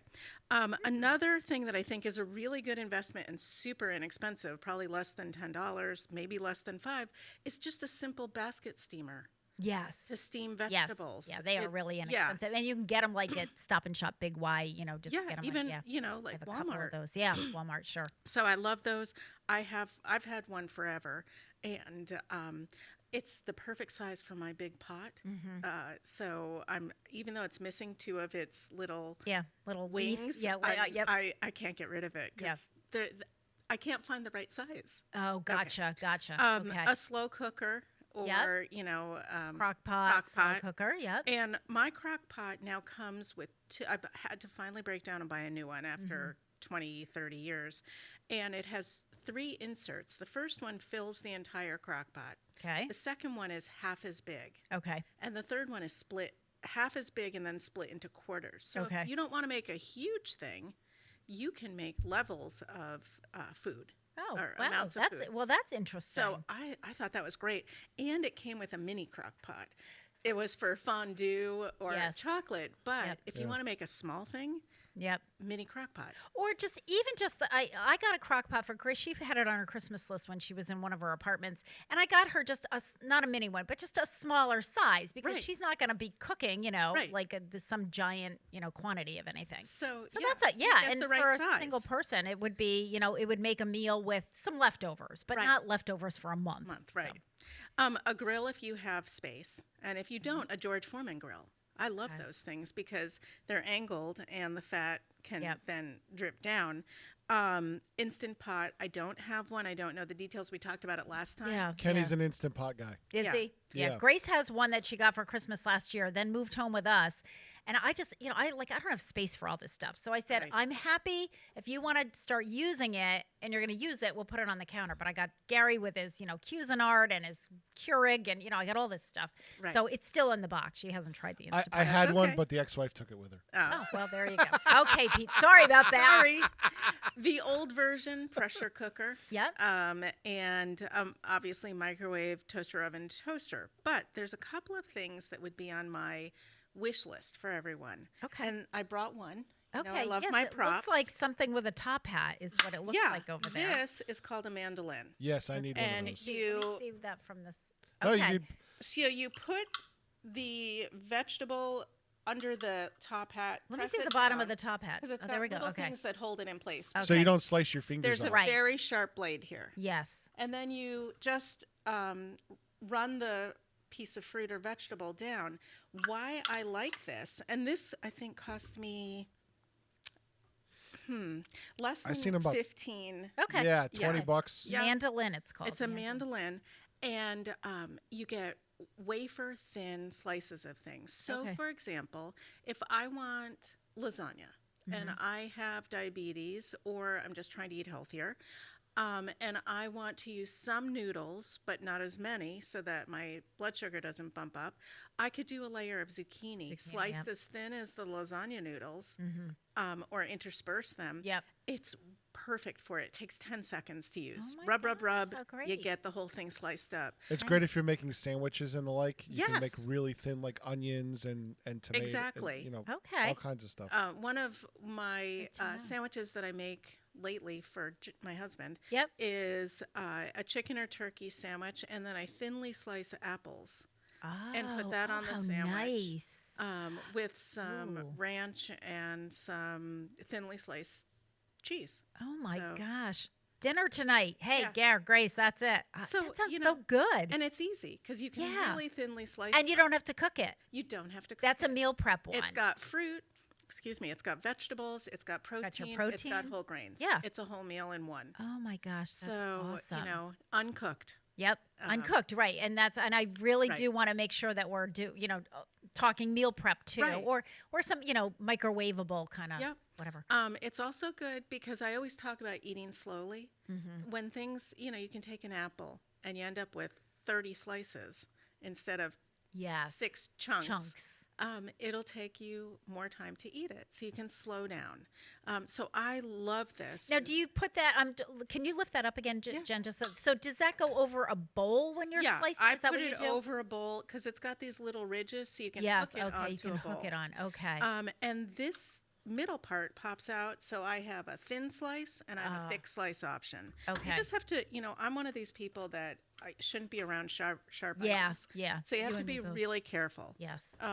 But I'm big into watching cooking shows, and I have seen it for years. Yeah. And I'm like, And it's called a mandolin. a mandolin. Well, Mandolin slicer. Oh, it's on I've the got it handout. on here. Okay, it's on the handout. Um, Mandolin.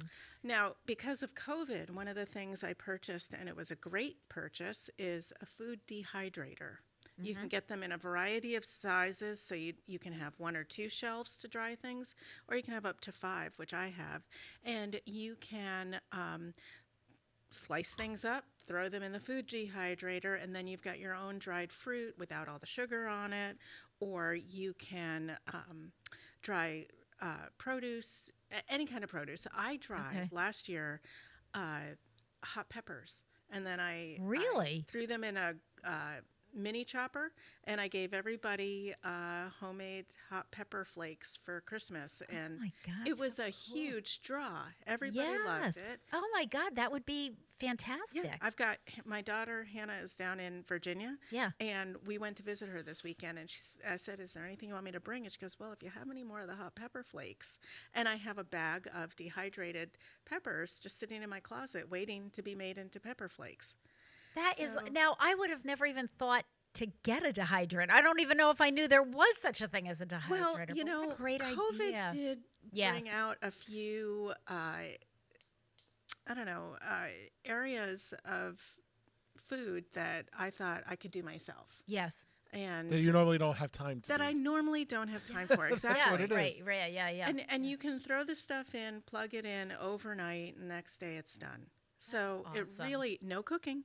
Yes, So yes. it was great. And I didn't realize, Jen, I just want to go back to something you said before about the dehydrator. So like with fruits and stuff, if you get dehydrated fruit in the supermarket or whatever, do they typically add sugar to that? There can be. They have to put it on the label. Okay. And dehydrated fruit is more concentrated, so you have to have a smaller amount than the size of an apple. You have just a few smaller pieces. But if you were to do a comparison of carbs, an apple is about 15 grams of carbs.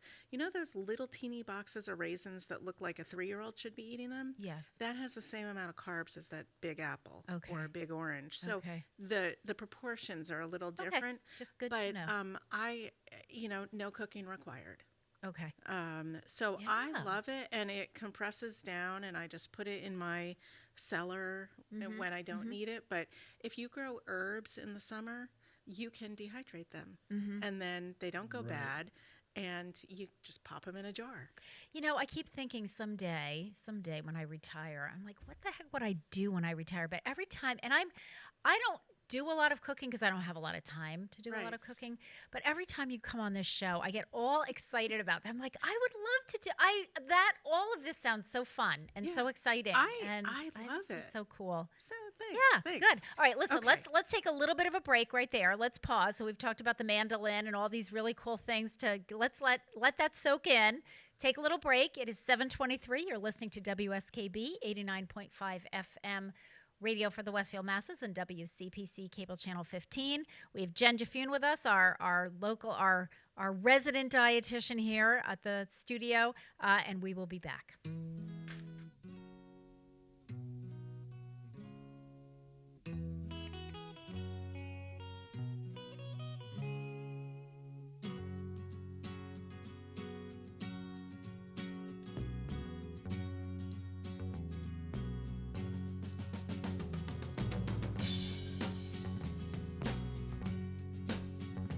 Lonely feeling deep inside. Find a corner where I can hide. Silent footsteps crowding me. Sudden darkness, but I can see. No sugar tonight in my coffee. No sugar tonight in my tea. No sugar to stand beside me. No sugar to run with me.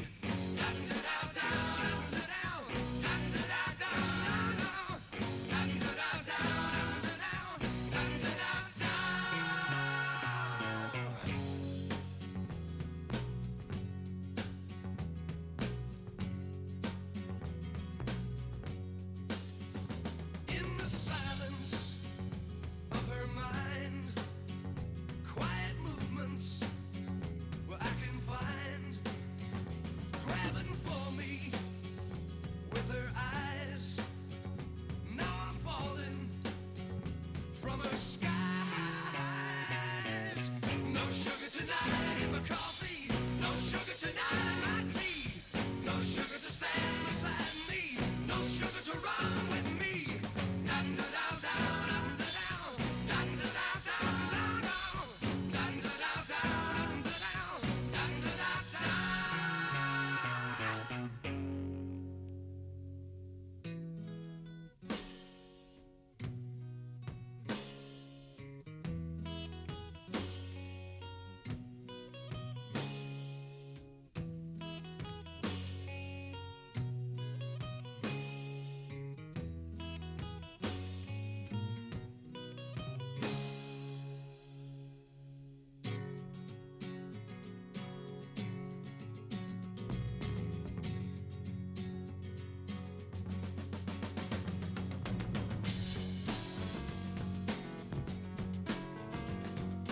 Jocko says yes, and I believe him when we talk about the things I say. She hasn't got the faith or the guts to leave him when they're standing in each other's way.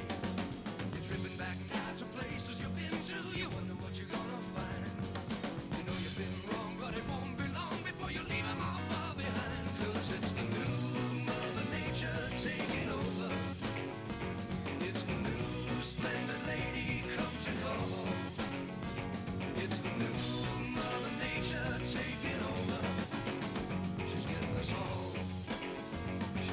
us all.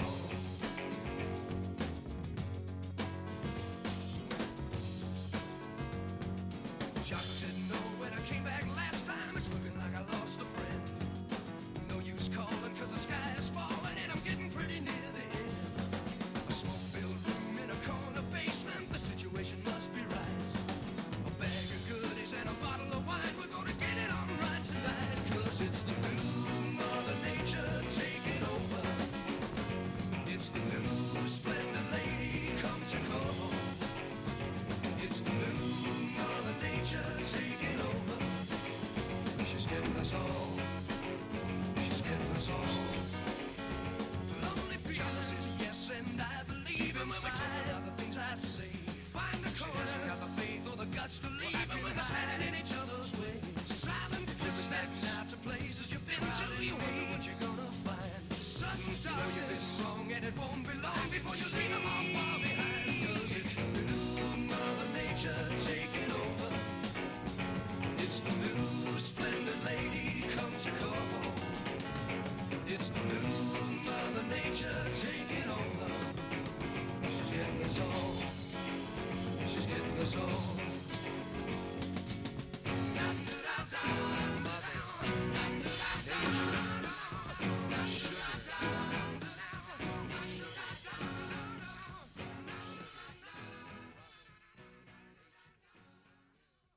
Support for community radio on WSKB is provided by Betts Plumbing and Heating Supply Company, an independent, family-owned wholesaler serving Westfield for over 50 years, specializing in plumbing, heating, and industrial piping supplies. On the web at bettsplumbing.com or at 14 Coleman Avenue in Westfield. Join us every Thursday morning From 6 until at least 7:30, Check out the Bobby G and Company Show. right here on WSKB 89.5. Community Radio. 89.5 WSKB. Live from Studio 120 at Westfield Technical Academy, this is WCPC Channel 15 at 89.5 FM, WSKB Westfield. Good morning, Westfield. It is 7:29. You're listening to WSKB 89.5 FM radio for the Westfield Masses and WCPC Cable Channel 15. My name is Tina Gorman. I am your Wake Up Wednesday host, and this is Diabetes Dialogue. We're in the middle of our segment.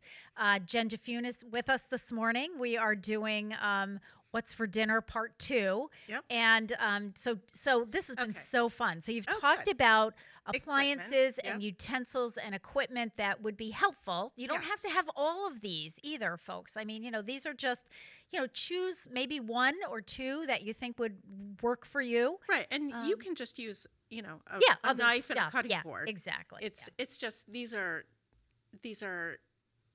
they have added value enhancement. There you go. They make it a little easier. They make it a little easier, especially if you really want to get into the whole thing. Right. So what else? You said you have one more piece of equipment. So I don't know if you've noticed, but at the supermarket nowadays you can buy zoodles, and these are zucchini noodles, or they're sweet potato noodles, things like that. They look like curly, long pieces of vegetable, and you can actually buy a spiralizer. That's what it's called. You throw your stuff in, and you can buy the hand crank, and it comes out all spiralized on the other end. You can get super fancy and get an attachment for a KitchenAid. You can get all kinds of stuff, but it's inexpensive if you buy the hand crank one. And is it hard to crank it? No. I would think like zucchini's pretty soft. Pretty soft. So it's 90% I would think water.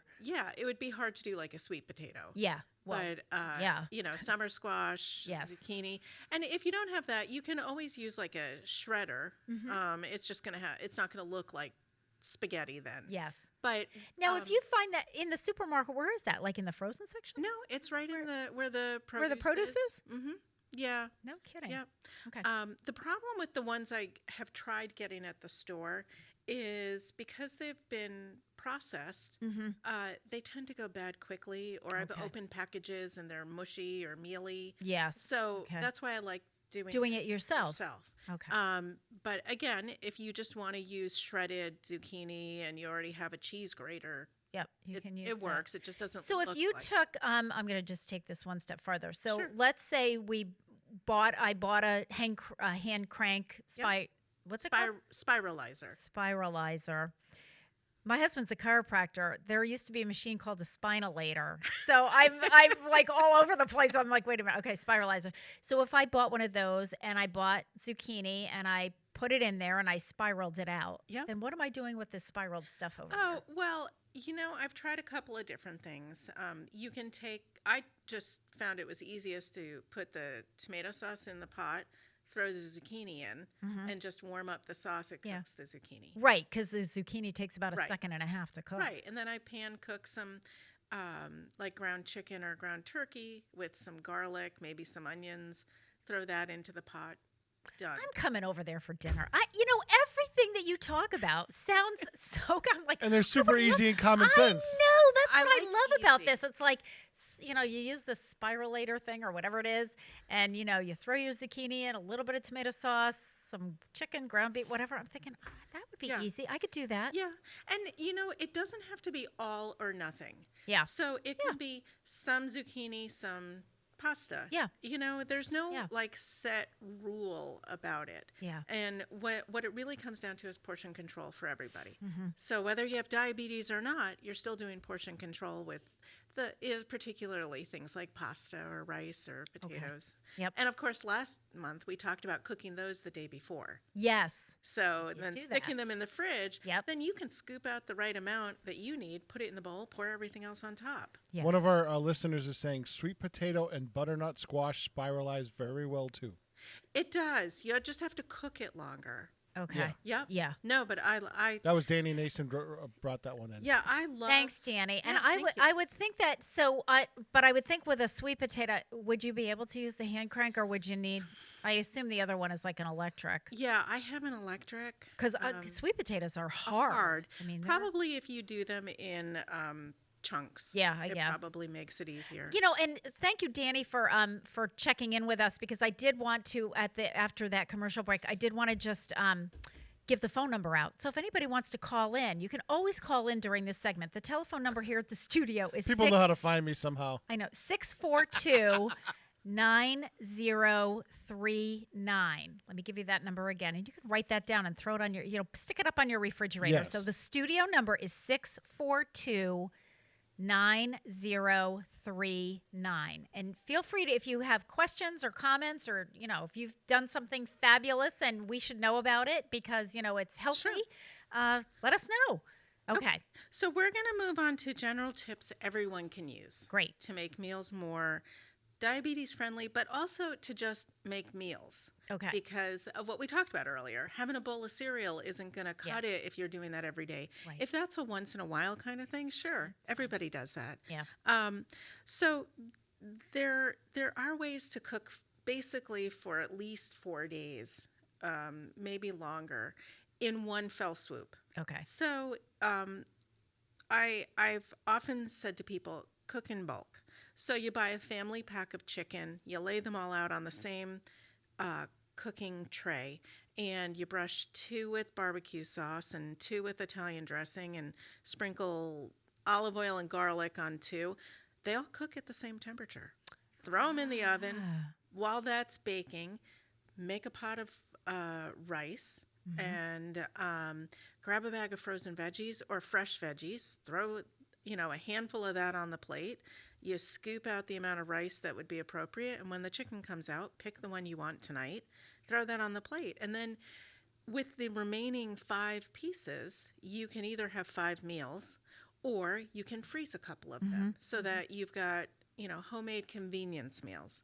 So that's one option, and it's just scoop, pick a piece of meat, throw it on the scoop, plate. scoop, select. Now, let me ask you, Jen, does rice freeze? Does that cooked rice? Does that freeze well? If you made like a little container with your chicken and your rice and your veggies.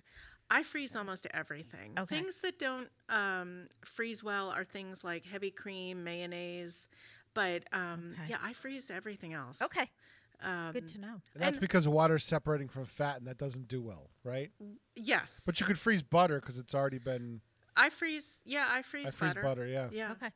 Um, Okay, and I didn't mean to interrupt the flow, No, but I that's just okay. thought as you were saying, you could take those pieces of chicken, those, 1 or 2 extras or however much, Yep. and freeze them. And I thought, well, can you freeze the rice that you just also prepared? So you Yep. could. I tend to try to defrost things in the fridge instead of the microwave.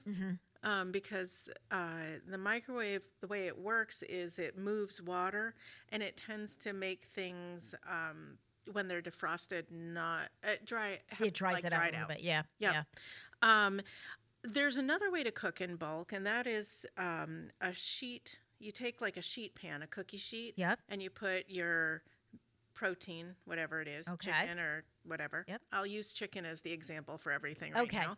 Chicken, and you could throw some sweet potatoes or cut up white potato or another starch, and you could throw on some cut up non-starchy vegetable like cauliflower or broccoli or whatever. Okay.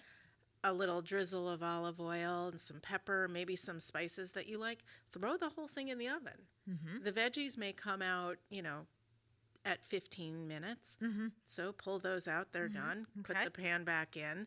And the chicken and the starchy veggies, they may cook at the same time. Mm-hmm. You may have to leave one in longer than the other, but now you've got an entire meal on one sheet. Mm-hmm. So that's another way. And you can cook that in bulk too. You could Mm-hmm. throw in enough on a sheet pan for a few days. Okay. Okay, so that's another thing. Now, COVID makes my next idea a little trickier. Okay. But a lot of people I know have what I call COVID bubbles. Other people call them that, where you may have a couple of people that Right. you socialize with now because you're all doing the same safety practices. Yep. Cook with other people. This is how you get away from the I'm alone, I don't want to cook. So I invite you and okay. Yeah. over to my Yeah, house, and yeah. we cook together. Right. And then we Are you eat saying hosting together. intimate dinner party? Yes. Yeah. Yeah. But it starts with the cooking. Right. Yeah. Right. So, So you haven't done the cooking ahead of time. You're saying, No. come on over. Let's cook together. let's cook together. Yeah. Let's be social because Yep. part of eating in this day and age is the social part of it. Yes. And if you're by yourself, you don't have to be. Yeah. And I think that yes, you could cook ahead of time. You could do a potluck. You could just invite people over and serve the whole meal yourself. But where's the fun in all of that? Yeah. Yeah. Come over. If I don't like chopping onions, maybe you'll do it. Yeah, And you don't absolutely. like touching raw chicken, maybe Yeah. I'll do that. Yeah. And we can do it together. Well, when you think about it, as you're talking, I'm thinking about I'm really close to my oldest brother, Mike, and Marianne. They live up in Maine. Yeah. So, Gary and I will go up there for a week, usually in the summer at some point. And there's a lot of that happening. I mean, we're staying with them. So it's like, okay, what are we making for dinner? What are we collectively making for dinner? Right. There are 4 of us in there. It's like, okay, Tina, let's do a big salad. Tina, you got the carrots and the celery. And Gary, you've got the, whatever. And Mike, you're going to, get all the stuff ready. My sister-in-law calls them the add-ons, the Right. walnuts and the craisins or raisins or whatever we're going Right. to do. You're going to grate the cheese. And you're right. It becomes this. And while you're doing it, what are you doing? You're socializing, you're talking, Right. you're visiting, you're having fun. And you're not alone. And you're not alone, right? And you're not sitting by yourself having a bowl of cereal. And also, sometimes you're learning things like Exactly. Oh, like Marianne will say, "Well, we're going to make such and such a dish," and I'm thinking, "Oh, I said I don't. How do we do that?" Yeah. Okay, so now I've got I'm part of a cooking show. I mean, it's like I'm learning as I go along, and Right. she's done the same thing with me. Yep. She'll come and I'll take out one of my recipes. Okay, well, what am I doing here? I've never made this before. What I have to personally learn how to cool. do is let go and let other people do some stuff. I'm sure you it's, do. It's really hard for me, Yeah, and yeah. I've gotten the subtle message that I need to relinquish Now, let me some guess. of that. Is that message coming from the girls? Oh, yeah. Yeah, I was going to say, it would be your family that would be saying, Mom, I Right. can do this. Yeah, I know how to Yeah, do this. I can do this, Mom. Yeah. You're not the only person in the family that knows how to cook. Right. And I made sure all my kids knew how to cook before they left for college. So, And so now that's coming back to haunt you. Yeah. Because now they're telling you to, get out of here. We can do this.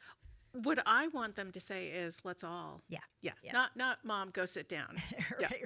Right. Okay. So another thing we already touched on is make single serve meals that you can then, or make a large meal and then pack them as single serve meals Yes. in the freezer, Yes. in the fridge. Yep.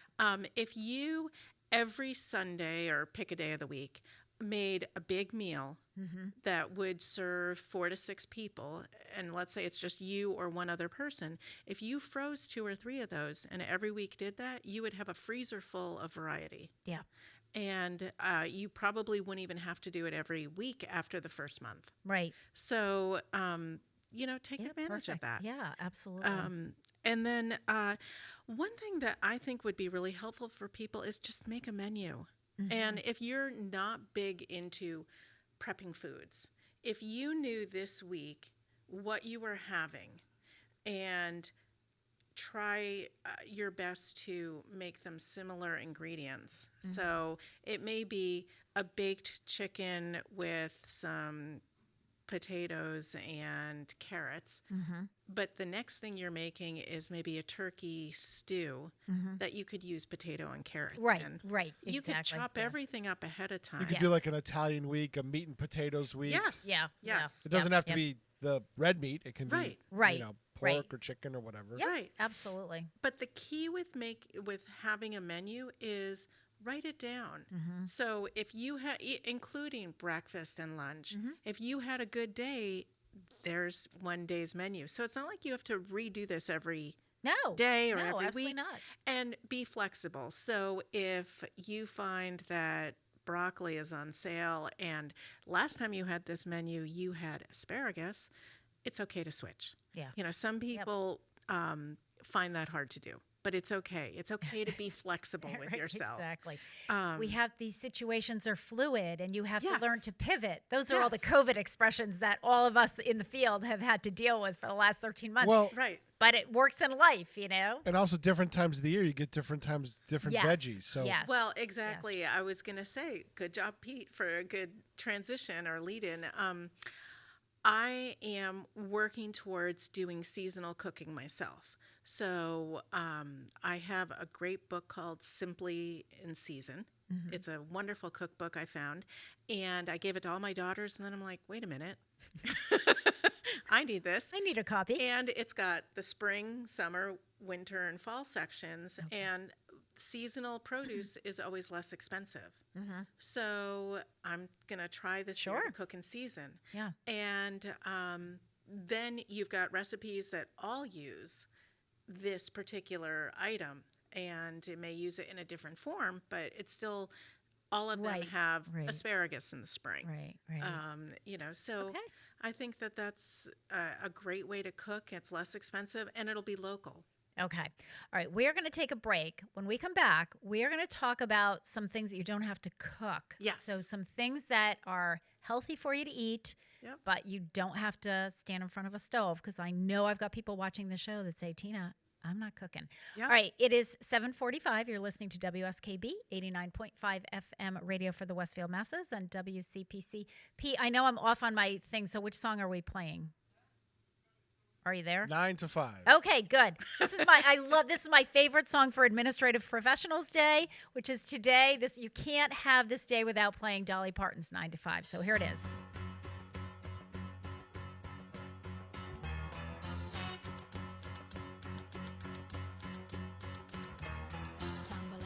And I stumble to the kitchen, pour myself a cup of ambition, and yawn and stretch and try to come to life. Jump in the shower and the blood starts pumping. Out on the streets, the traffic starts jumping with folks like me on the job from 9 to 5. Working 9 to 5, what a way to make a living. Barely getting by, it's all taking and no giving. They just use your mind.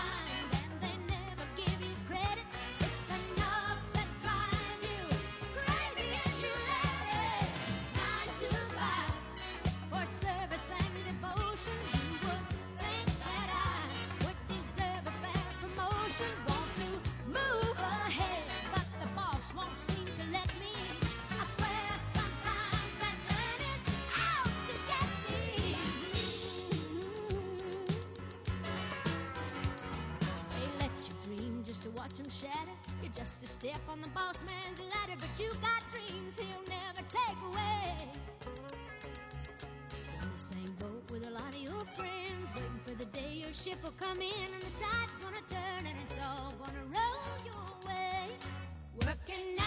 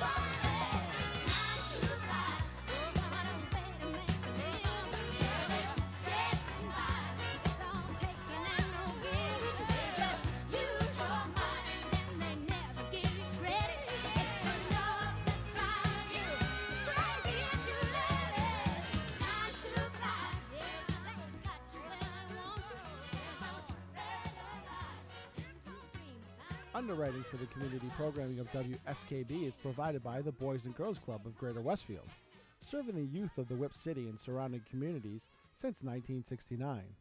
For more information on the Great Futures Club for ages 3 to 5, happening weekdays, and the Club Teen Center for ages 11 and older, weekdays from 6:30 till 8 p.m., go online at bcgwestfield.org or visit the club at 28 West Silver Street. The Boys and Girls Club of Greater Westfield. Great futures start here. Join us the third Wednesday of every month with Selectman Joe Didi and his take on everything Southwick. Community Radio. 89.5 WSKB. Live from Studio 120 at Westfield Technical Academy, this is WCPC Channel 15 and 89.5 FM WSKB Westfield. Good morning, Westfield. It is 7:48. You're listening to WSKB 89.5 FM radio for the Westfield Masses and WCPC Cable Channel 15. My name is Tina Gorman. I'm your Wake Up Wednesday host, and Jen DeFune is in the studio with me this morning. We're doing our Diabetes Dialogue segment, and we're talking about, what's for dinner. Yep. And I promised we would talk about some meal preparation. We did talk a little bit. We were talking about the turkey chicken sandwich with apple slices and things like that. What else do you have for us, Jen, for those who, Let's really call not them the cooks? minimal cooks. Okay, minimal cooks. Okay, I like that. I believe that you need to do a little bit. Yeah, okay, minimal. So aside from a sandwich, which is a perfect meal. Yeah. The bread is whole grain, and you've got, there's your carb. You have the protein of whatever you make the sandwich out of, and then you throw the veggies either on or next to, and you could put some slices of avocado, no cooking required, and that covers a nice balanced meal without a lot of effort. So there are other simple things you could do. You could always have a salad meal, and I don't mean you have to have a salad all the time, but throw a boatload of veggies in, and it's not just lettuce, but different colors. So carrots and tomatoes and cucumbers, and you could throw in a little bit of the craisins and walnuts and things like red that. Cabbage. I'm big red on cabbage. Radishes. Well, my favorite new thing is to take my mandolin and to take a bulb of fennel and shave it thinly and put that in the salad. It gives it a really neat anise flavor, which is sort of like a hint of licorice. Yes. So delicious. I've had fennel, but I've never... Shave it thin, throw it on a salad. Okay. But then you could throw on a protein, so some tuna out of a can. And I would do tuna in water, not tuna in oil. Or some leftover chicken. But where's your whole grain or starch? You could take, I brought a can of kidney beans. Okay. So you could open a can of kidney beans, rinse them off, throw them in the salad. The one thing I wanted to point out, though, just so you know, is half a cup of kidney beans, 310 milligrams of sodium. Yeah, I was going to say. So you either would want to do the no salt added can, or buy the actual kidney beans, soak them overnight. You turn them on the stove for... I'd have to look up specifically this bean, but if you soak them overnight, they cook in like 20 minutes. Okay. Maybe a little bit longer depending on the bean, but half a cup of this has 10 milligrams of sodium. Right. So there's a huge difference. Yes, absolutely. But that makes a whole meal, and if you don't like beans, you could microwave a small sweet potato or a small white potato, chop it up in cubes, throw it in the salad. Or you could have a pita on the side. You could stuff all the salad into the pita. It doesn't matter. As long as you've got all the representations of the plate in the salad bowl. So minimal cooking required. Another easy thing would be something like popping a potato or sweet potato in the microwave. Poke it with a fork, a few minutes in the microwave, and then you can fill that and make a meal out of it. So non-cooking ways would be to take some ricotta cheese, and so there's your protein. You've got your starch. You could either put some raw veggies on the side. You could sprinkle it with cinnamon. Quick, easy meal. And I say ricotta versus cottage cheese because cottage cheese is super high in sodium, which is why it tastes so good. But ricotta has a third of the sodium that cottage cheese. Do you tend to, because I have cottage cheese like almost every day with a sliced banana for lunch. I mean it's like in a dish this big, so it's pretty small. But do you substitute? I will try with ricotta. I've never. Yeah, I love ricotta cheese personally, so I will use that.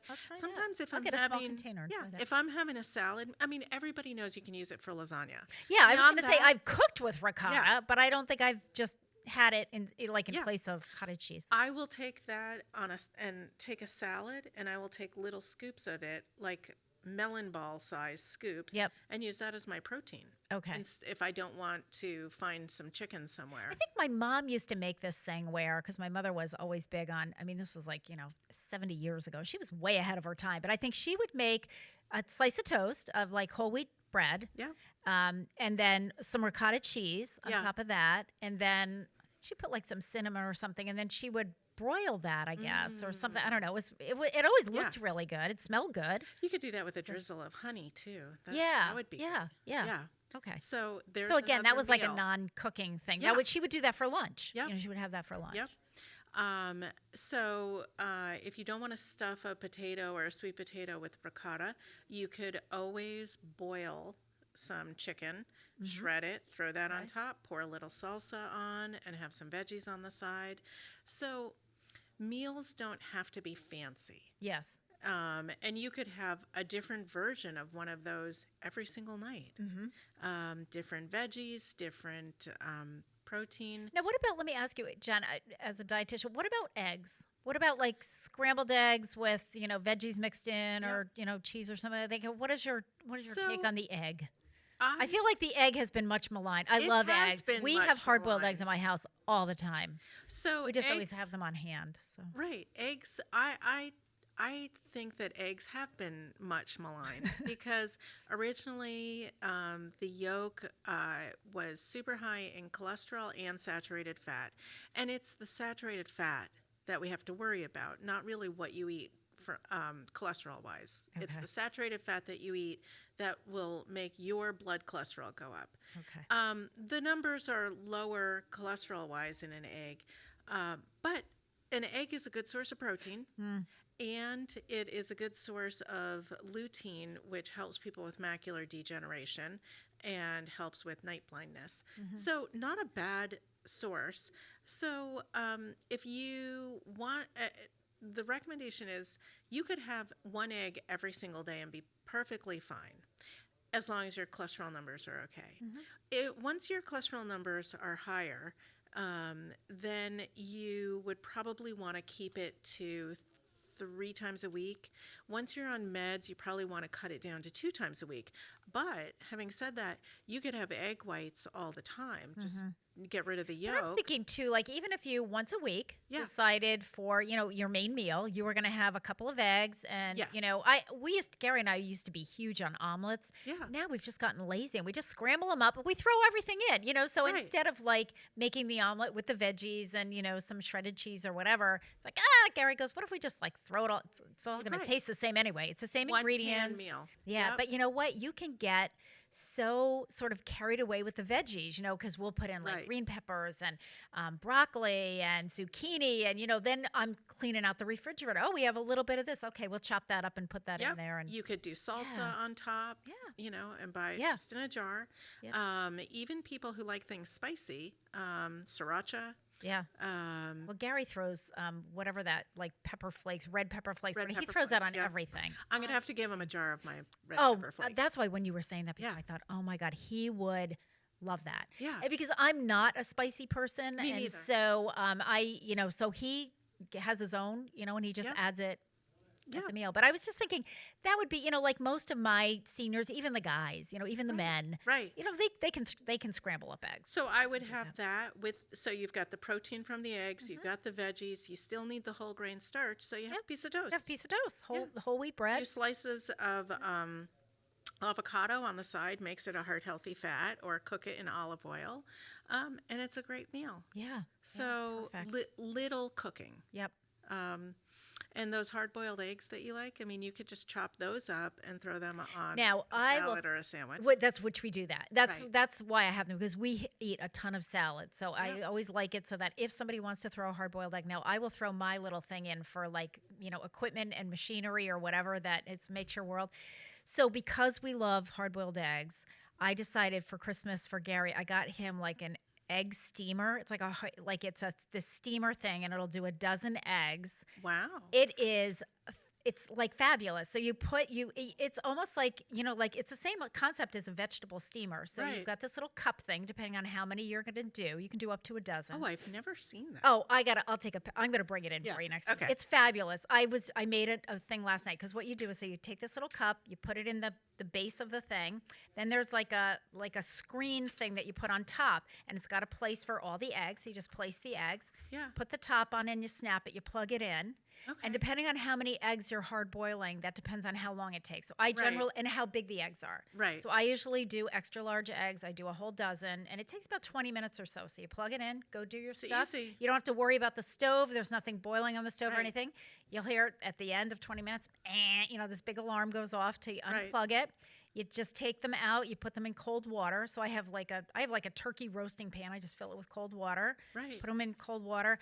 I also then, just to make them a little bit easier to peel, I do that for 10 minutes. Then you're done, technically. But I also then will take them, dry them off, and throw them in the freezer for about 5 or 10 minutes. Oh. I find that helps to get the shells off easier. Okay. But you don't have to do that. I usually immerse hard-boiled eggs in ice water. Yeah, Maybe that's it's same idea, right? Yep. It's same idea. When it was cold outside, I would take my roaster pan and I'd put it outside while the eggs were cooking for 20 minutes. Right. So then when I added the cold water, it was really cold, put the eggs in, and then you're done. This thing is so great. I like plug and go. Yeah, so that's I've got a rice cooker. That's how I cook rice. You throw the rice in and the water, you plug it in, shut the lid, turn it on. Oh, I think I need one of those. And the rice. I do make a lot of rice. I do too. I love rice. And a rice cooker. Yeah. Okay. And you can Put it steam on my things list. in it too. So okay. All right. Well, you know what? Jen gets on this show. I could do a 3-hour show, and I don't even cook. I mean, I don't do a whole lot of cooking, but it is 7:59. You're listening. No, it's 8 o'clock. So you are listening to WSKB 89.5 FM radio for the Westfield masses and WCPC cable channel 15. Jen Jafune, thank you so much. And I have a handout. You have a handout, so I will have these at the senior center if anybody wants them. And how can people get a hold of you, Jen, if they wanted to meet with you for your dietary, consultations? How would they do that? I have 2 phone numbers now, 413-579-5450, and that's my office, which is right on Elm Street above Westfield Gas and Electric. Yeah. And I have a cell phone that's dedicated just to work, 413-200-8227. And just so everyone knows, I'm still not seeing people in person. I can do phone consults, and I can do video through my protected patient portal. I'm moving back into my office next month, but I'm not sure when I'm going to open my doors for people. Fair enough. But that's how they can reach me. And next month, our topic is healthy fats. Yes. That will be in my in the May newsletter. And, of course, the first question is, how can fat be healthy? You're going to have to tune in. 3rd Wednesday of the month. We will see you next month. Great. Until then, happy cooking.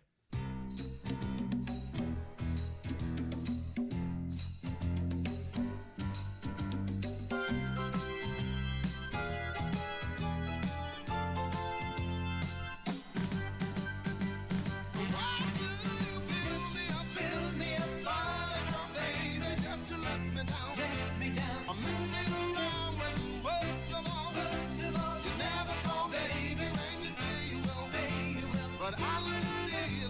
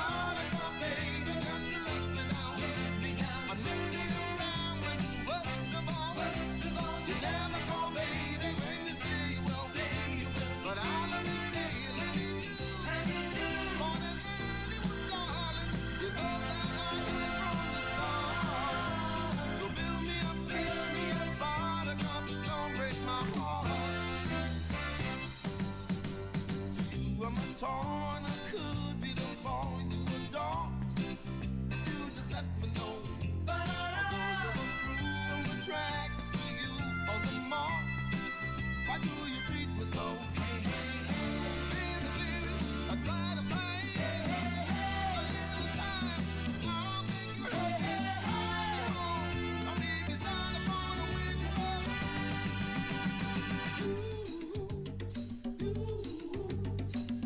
Why do you build me up, buttercup, baby, just to let me down?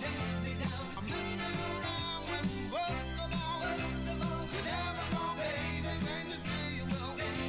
But I'll understand you loving you more than anyone, darling. You know that I am from the start. So build me up, buttercup, don't break my heart.